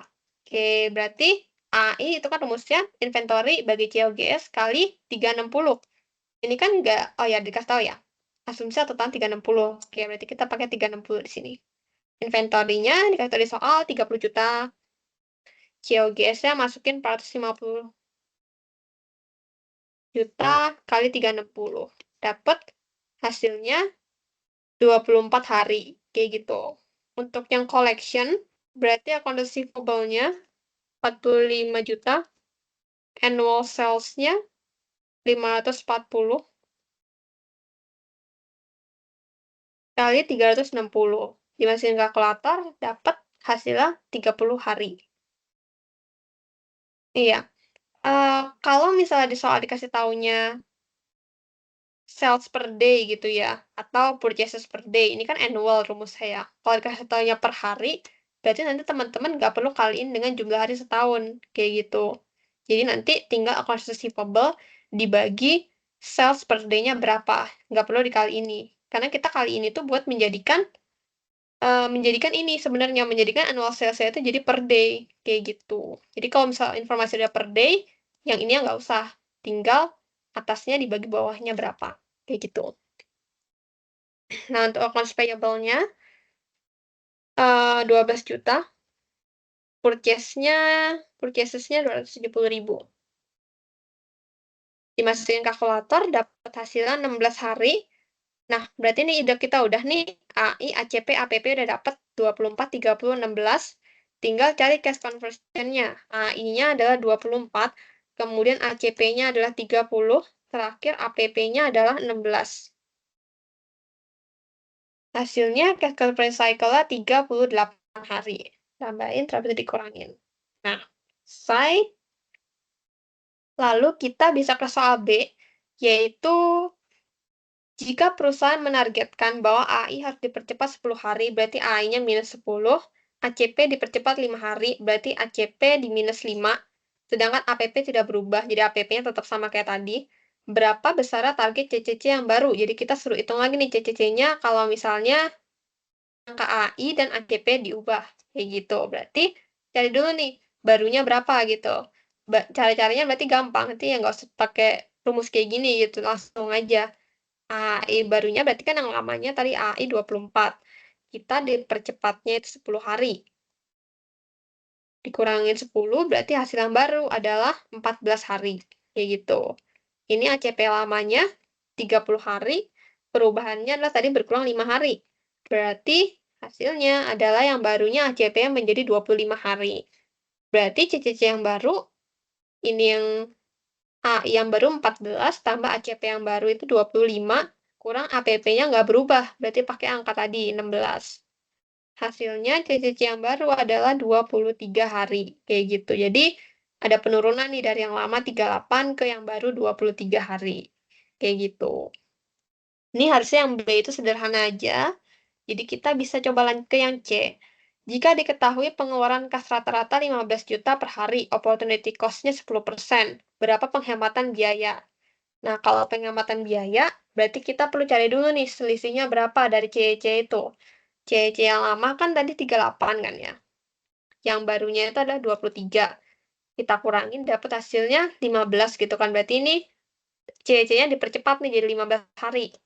Nah, kalau mau cari penghematan, itu berarti kita bisa hitung dengan cara pengurangan hari CEC-nya, yaitu berapa ini 15, kita udah cari kan, lebih cepat 15 hari, dikalikan pengeluaran kas harinya ini dikasih tahu di soal, 15 juta, opportunity cost-nya juga 10% dikasih tahu di soal, berarti 15 juta, opportunity cost-nya adalah 10%. Nah, tinggal dikalikan, hasilnya itu adalah 22.500.000, jadi ini adalah penghematan biayanya. Karena kan kalau misalnya CY-nya berkurang gitu kan, jadi ini kan kasnya per hari ini jadi bebas gitu kan, 15 juta. Nah, bebasnya total berapa? 15 juta kali 15 hari gitu kan ya, total bebasnya. Opportunity cost itu teman-teman bisa anggap sebagai kayak return yang didapatkan kalau kita melakukan investasi gitu. Jadi, dari kas yang bebas tadi ini, kita kan bisa investasikan kas tersebut untuk mendapatkan keuntungan. Nah, keuntungan itu seberapa? Sebesar segini, kalikan aja dengan 10%, jadi dapat 22.500.000, kayak gitu. Untuk soal nomor 1, ada yang mau ditanyakan dulu?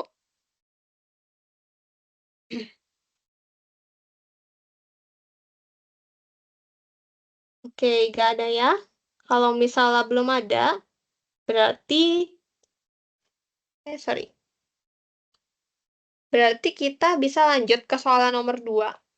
Soal nomor 2, yang ini ya, tadi ada beda juga. Westminster Corp akan merubah pemberian cash discount dari semula 10-10 net 30 menjadi 15-10 net 30. Berarti ini kan cash discount naik nih persentasenya, dari tadi cuma dapat 10%, sekarang dapatnya 15%, kayak gitu. Diperkirakan akan mengambil cash discount juga meningkat karena ada peningkatan ini, jadi dari 30 jadi 40. Saat ini besaran ACP 10 kali. Nah, ini tadi aku bilang ya 10 kali.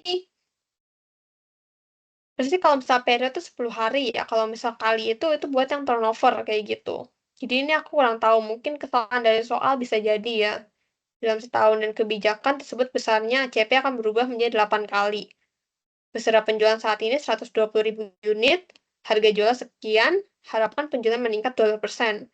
Variable cost 60% dari harga jual. Piutang tetap tagih, ini berarti bad debt expense-nya turun dari 6% jadi 4%. Resiko investasi piutang besaran 15%. Ini maksudnya cost of tying up funds itu ya, in account receivable, itu berapa? 15%. Apa kebijakan layak dilaksanakan? Oke.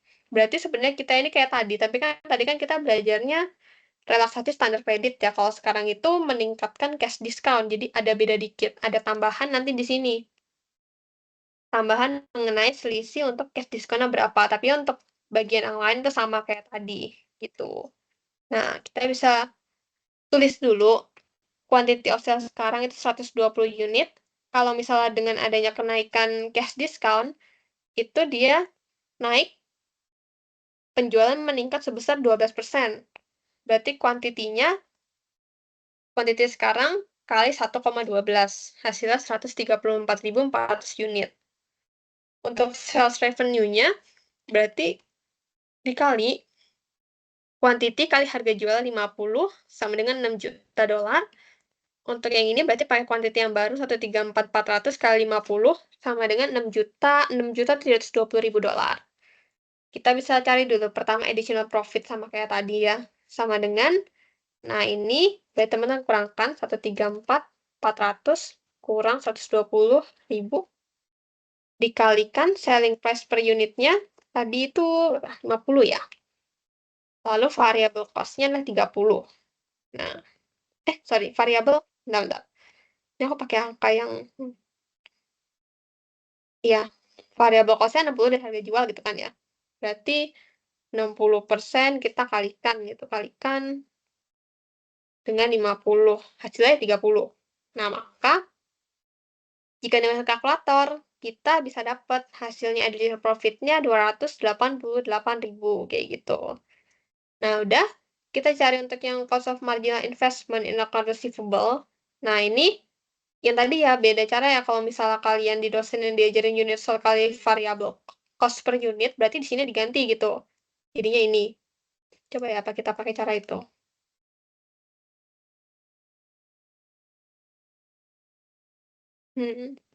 Coba kalau ini kita pakainya unit sold, kita kalikan dengan variabel cost per unit. Ini turnover kan ya?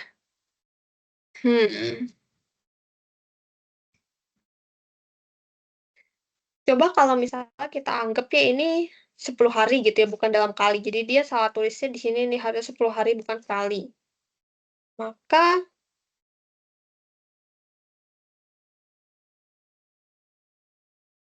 Untuk ini unit saltnya untuk current kan ada 120. Variable cost per unitnya sama dengan 30 gitu ya.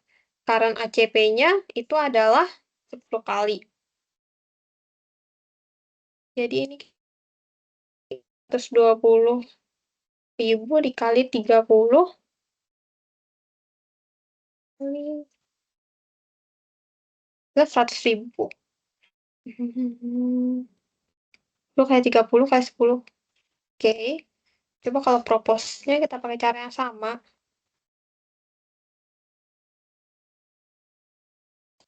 Hmm.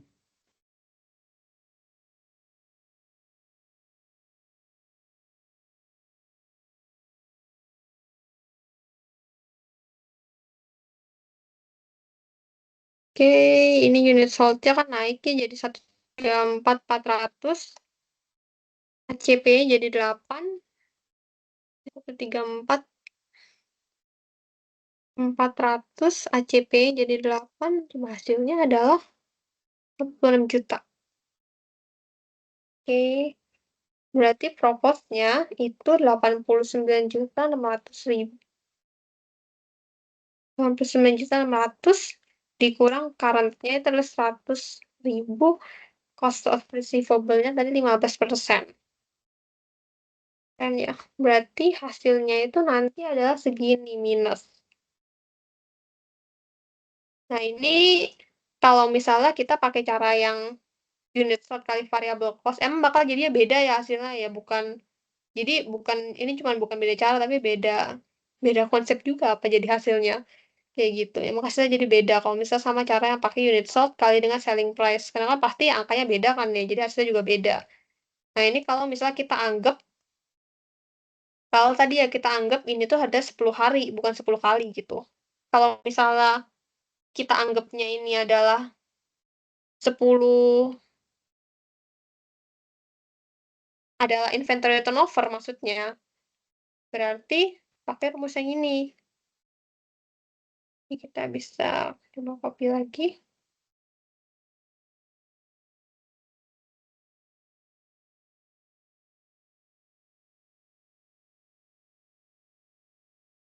Hmm.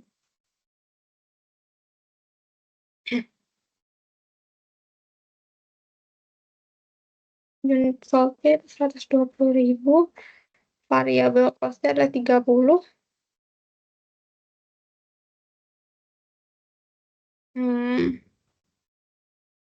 Ini perlu bagi sebentar deh.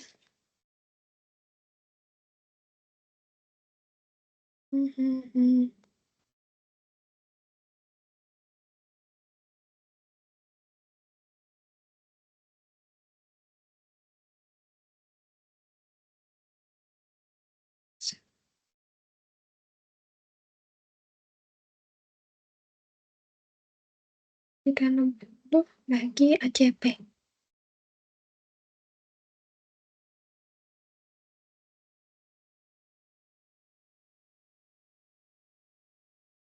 Oke.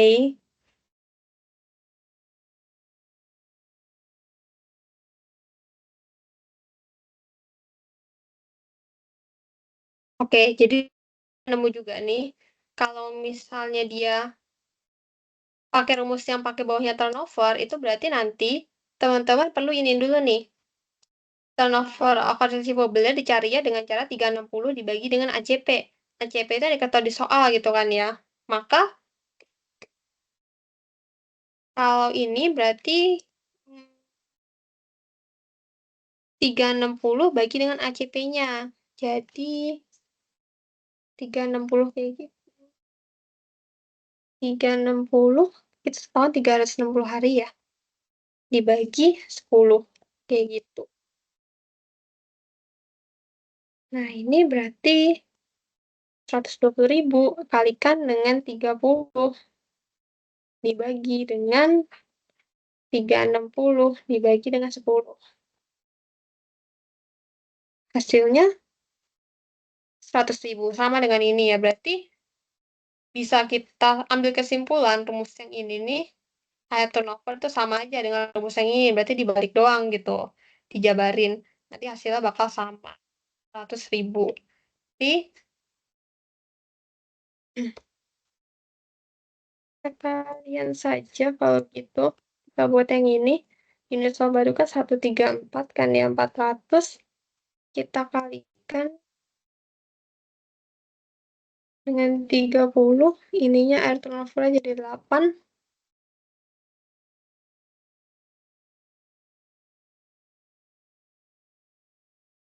134, 400 kayak 30 bagi 8. 86. Iya, sama. Oke, berarti sama aja. Kita bisa pakai yang ini aja kalau gitu. Maka cost of marginal investment in account receivable-nya sama dengan minus 156.000 gitu ya. Minus 1.560. Jadi karena minus itu artinya berkurang. Jadi account receivable-nya tadi 100, jadi 89.000 kan berkurang. Oke. Nah, kita bisa lanjut. Cost of marginal cash discount-nya. Nah, ini sama kayak tadi ya. Jadi kita sales revenue-nya itu adalah 6 juta. Yang sekarang dikali current percentage of customer taking cash discount. Nah, sekarang itu kan yang mengambil cash discount itu adalah 30% gitu kan. Sebelum diskonnya naik 30% kali cash discount sekarang berapa? Yaitu ini 10%, nanti naik jadi 15%. Jadi sekarang 10% dulu. Nah, udah gini. Maka hasilnya nanti 180.000. Kalau untuk yang proposnya, propose sales revenue-nya berarti kan kita tadi 6.700.000. Ini naik, jadi tadi 40%. Propose cash discount-nya jadi 15%. Oke. Nah, ini berarti hasilnya adalah 403.200. Nah, kita bisa cari selisihnya berapa. Propose-nya 403.200 dikurang current-nya 180.000. Kayak gitu. Dapat hasilnya itu adalah 223.200. Jadi dia ada penambahan gitu kan ya. Ada ini biaya yang perlu dikeluarkan perusahaan untuk memberikan cash discount itu sebesar 223.200 kalau dia melakukan kebijakan menaikkan cash discount. Terakhir kita cari cost of marginal bad debt-nya. Sales revenue-nya sama 6 juta. Current percentage of bad debt-nya, utang yang tidak bisa ditagih ya, berarti sama dengan piutang yang tidak bisa ditagih itu 6%. Dikalikan 6%, hasilnya dapat 360.000. Kalau ini tadi propose-nya 6.720.000, propose percentage-nya ini adalah 4%.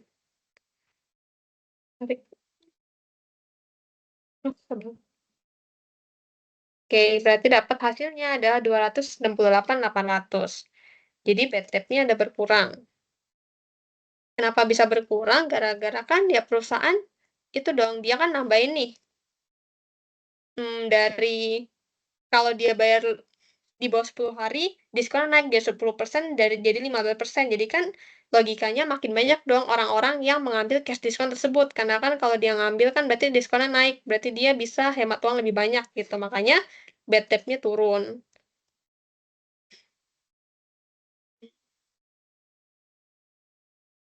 Maka cost of marginalnya sama dengan minus, negatif karena turun. Minus 91.200. Terakhir kita bisa cari net profit atau loss-nya dari additional profit-nya. Dari kita udah hitung 288. Kemudian cost of investment account receivable minus ya, minus 1.560. Berarti minus 1.560. Ini kan minus ketemu minus gitu kan ya.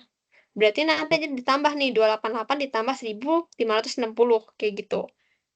Cost of cash discount-nya positif, berarti cost-nya ada gitu ya, ada biaya. Kemudian bad debt-nya negatif, jadi bad debt-nya berkurang. Nah, kayak gitu. Maka hasilnya adalah 157.560. Atau dia profit. Kenapa profit? Karena positif gitu ya. Jadi,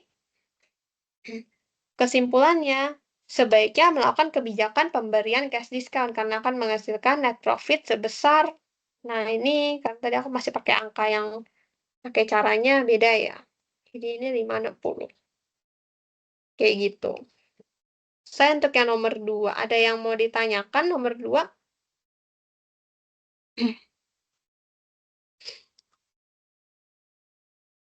Nggak ada ya?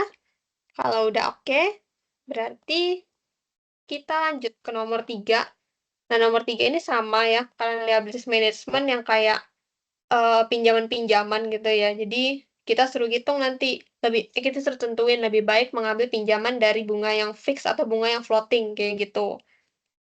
Nah, ini pinjamannya itu sebenarnya berapa? 2 mobil. Harga masing-masing 9 miliar sekian sama 5 miliar. Berarti total loan-nya kita bisa tambahin dulu 9 miliar tambah 5 miliar gitu ya. Nah, 9 miliar tambah 5 miliar total pinjamannya 15 miliar 250 juta. Long term-nya kita pinjemnya selama di soal itu 270 hari. Mana ya terangannya? Nah, memberikan pembayaran kredit selama 9 bulan. 9 bulan teman-teman jadiin hari kan ya, berarti 9. Bentar. Dealer mobil memberikan penawaran pembayaran kredit selama 5 bulan. Oke, 9 kalikan dengan bentar. Kalikan dengan 30 hari gitu. Jadi hasilnya adalah 270 hari kalau dijadikan. Nah, fixed rate-nya itu 2% di atas tingkat BI, sementara kalau variable rate 1,5% di atas tingkat BI.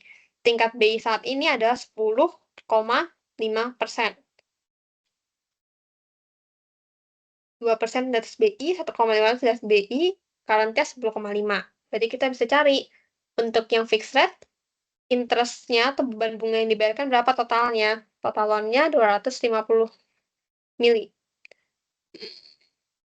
15 miliar 250 juta, loan rate itu kan 2%, kita tambahkan BI rate saat ini itu 10,5%, jadi nggak bakal berubah-ubah. Long term-nya 270 hari. Nah, ini masukin kalkulator, dapat hasilnya 1.429.687.500. Ini biaya bunga yang perlu dibayarkan kalau perusahaan ngambil offer yang fixed rate. Gitu. Nah, kalau floating, berarti kayak tadi, teman-teman perlu bikinnya beberapa kali tergantung dia bunganya ada kenaikannya atau berubahnya berapa gitu. Karena kan interest-nya nanti bayarnya beda-beda. Nah, untuk yang floating, berarti mulai dari D1, ini kan 9 hari dari sekarang. Berarti kan antara D1 sampai D9 tuh masih pakai prime rate, masih pakai tingkat bunga BI yang saat ini gitu kan. Berarti D1 sampai 9, total loan kita plus semuanya ya, karena kan sama nih loan-nya. Ya, totalnya sekian, loan rate-nya berarti pakai ketentuan yang floating, 1,5%, ditambah, ini kan masih di 1-9, tingkat bunganya belum naik, berarti masih current BI rate 10,5%. N-nya sama kayak tadi, 9 kurang 1 itu kan 8, tambahin 1 sama dengan 9. Kayak gitu. Hasilnya 45.750 itu untuk bunga dari hari ke-1 sampai hari ke-9.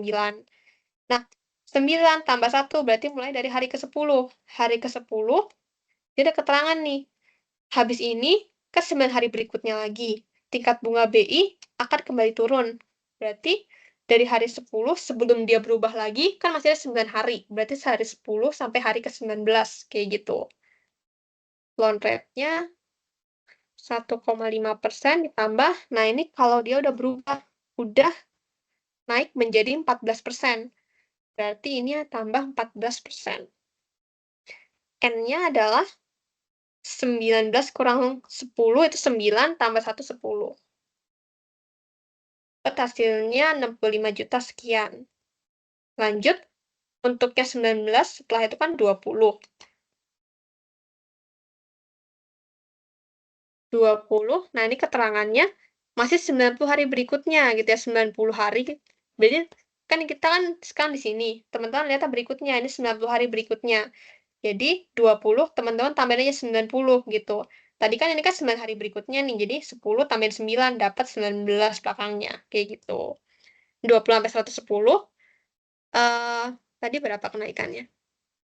Kembali turun menjadi 12%. Oke, berarti DI-nya 12%, N-nya adalah 110 kurang 20, itu hasilnya kurang 20, 90. 90 tambah 1 berarti 91. Kita dapat 520 juta sekian. Nah, 110 tambahin 1 hari, berarti besokannya 111. Nah, kan ini sampai dengan 135 hari berikutnya. Berarti ini 111 teman-teman tambahin 135 gitu. Hasilnya 111 tambah 135, ya hasil 246 ya betul. Nah, berarti loan rate-nya itu 1,5% ditambah, tadi dia menjadi 11,5%.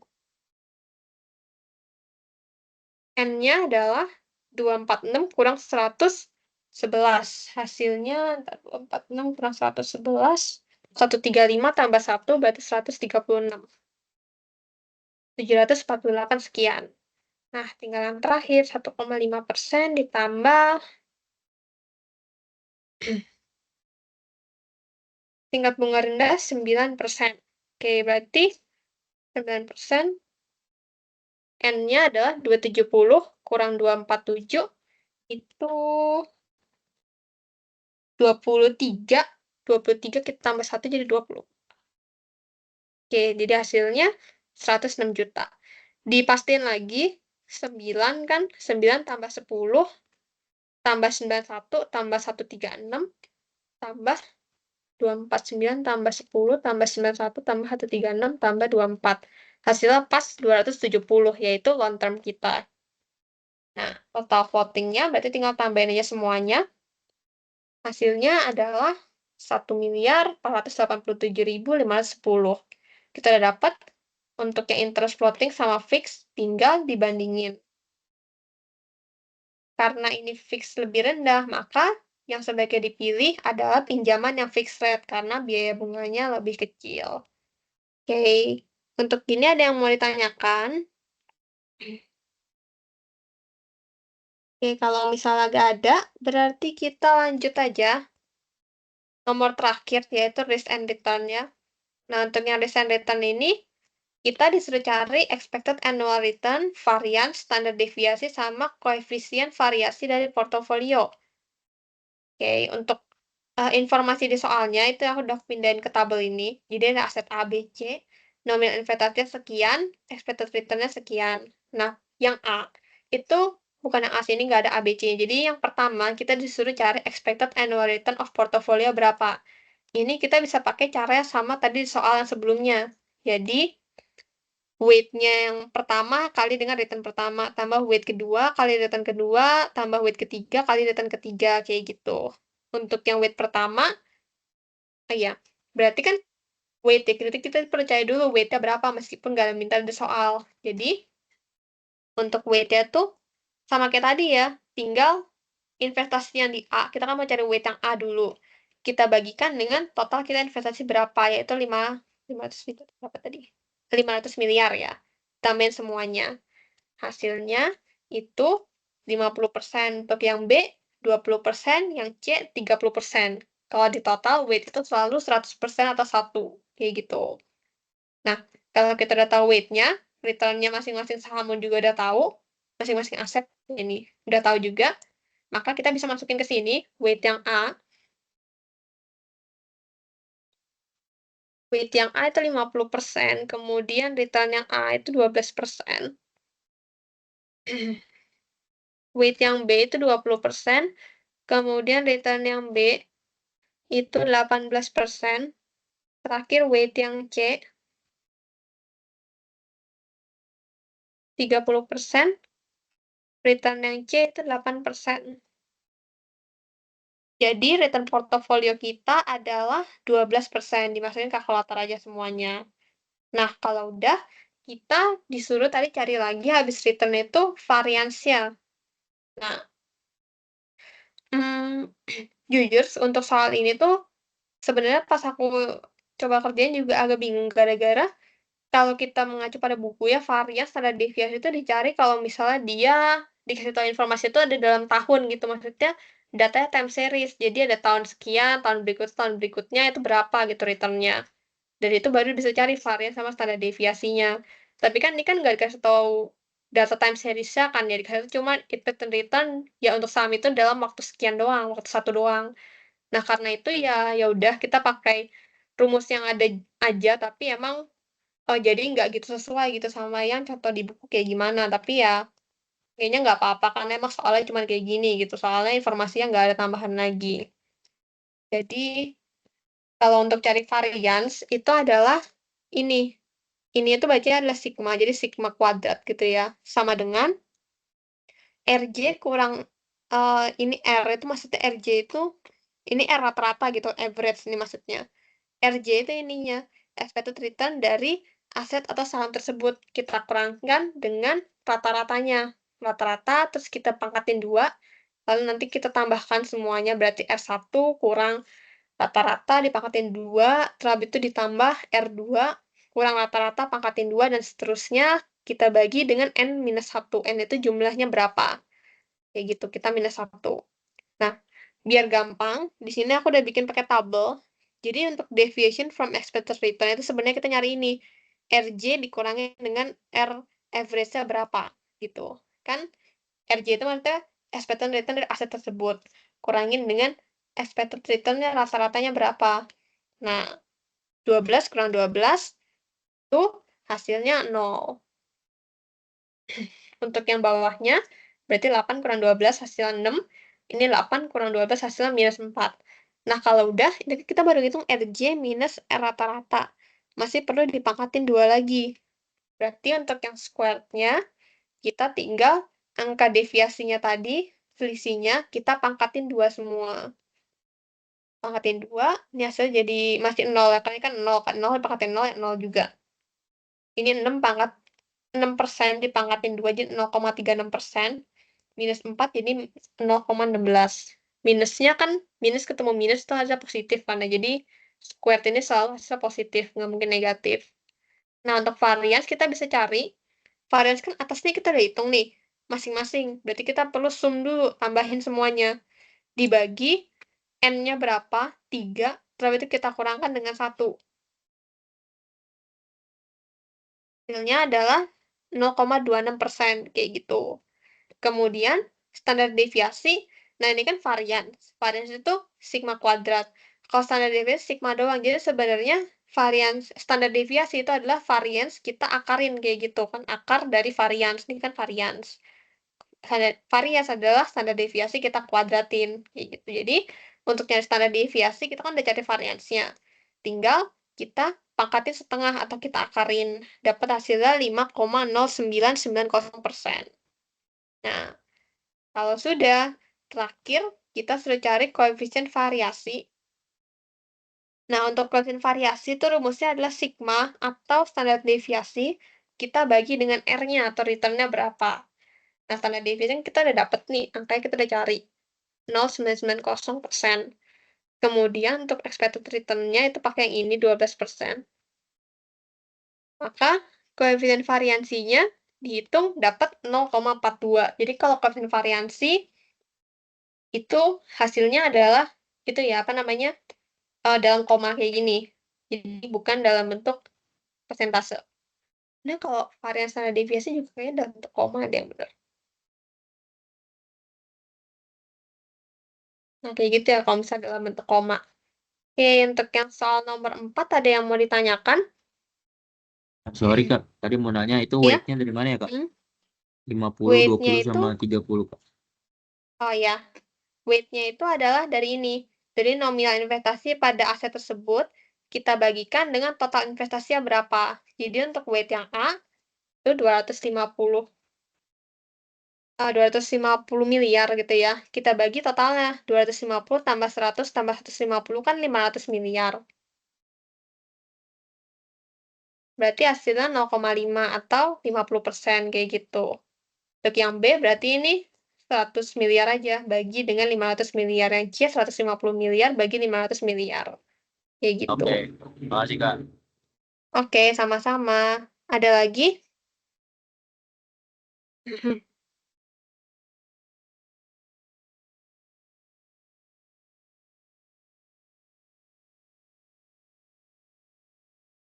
Nggak ada? Oke, kalau nggak ada, berarti nggak apa-apa. Berarti soalnya ini kita udah selesai bahas ya. Nanti untuk Excel-nya bakal aku share. Tapi nanti yang ini ya, untuk yang variabel itu kan ada beda ya. Nanti aku bakal bikin 2 sheet gitu ya. Nanti satu itu untuk yang pakai rumus yang sales, pakai rumus yang ini ya. Sales revenue berarti selling price kali unit sold. Sheet yang kedua bakal pakai rumus yang ini gitu. Tapi yang berarti nanti bakal hasil beda. Nanti dua-duanya bakal aku cantumin juga di Excel-nya. Kemudian untuk Excel-nya nanti akan aku kirim ke file Steam gitu ya. Nah, berikutnya berarti kita udah selesai bahas materi. Jadi thank you buat teman-teman yang udah hadir dan yang udah merhatiin. Semoga materi yang disampaikan di hari ini bakal bisa berguna bagi nanti teman-teman di ujiannya, bakal bisa ngebantu. Thank you dan nanti semangat, good luck buat kalian ujiannya ya. Terima kasih.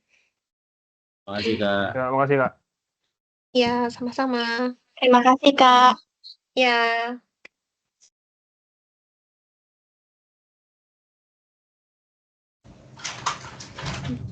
Makasih ya Kak Erika. Oh iya. Ini, iya, thank you. Aku panitia. Makasih ya Kak. Iya, panitia sunat ya? Iya. Bentar aku.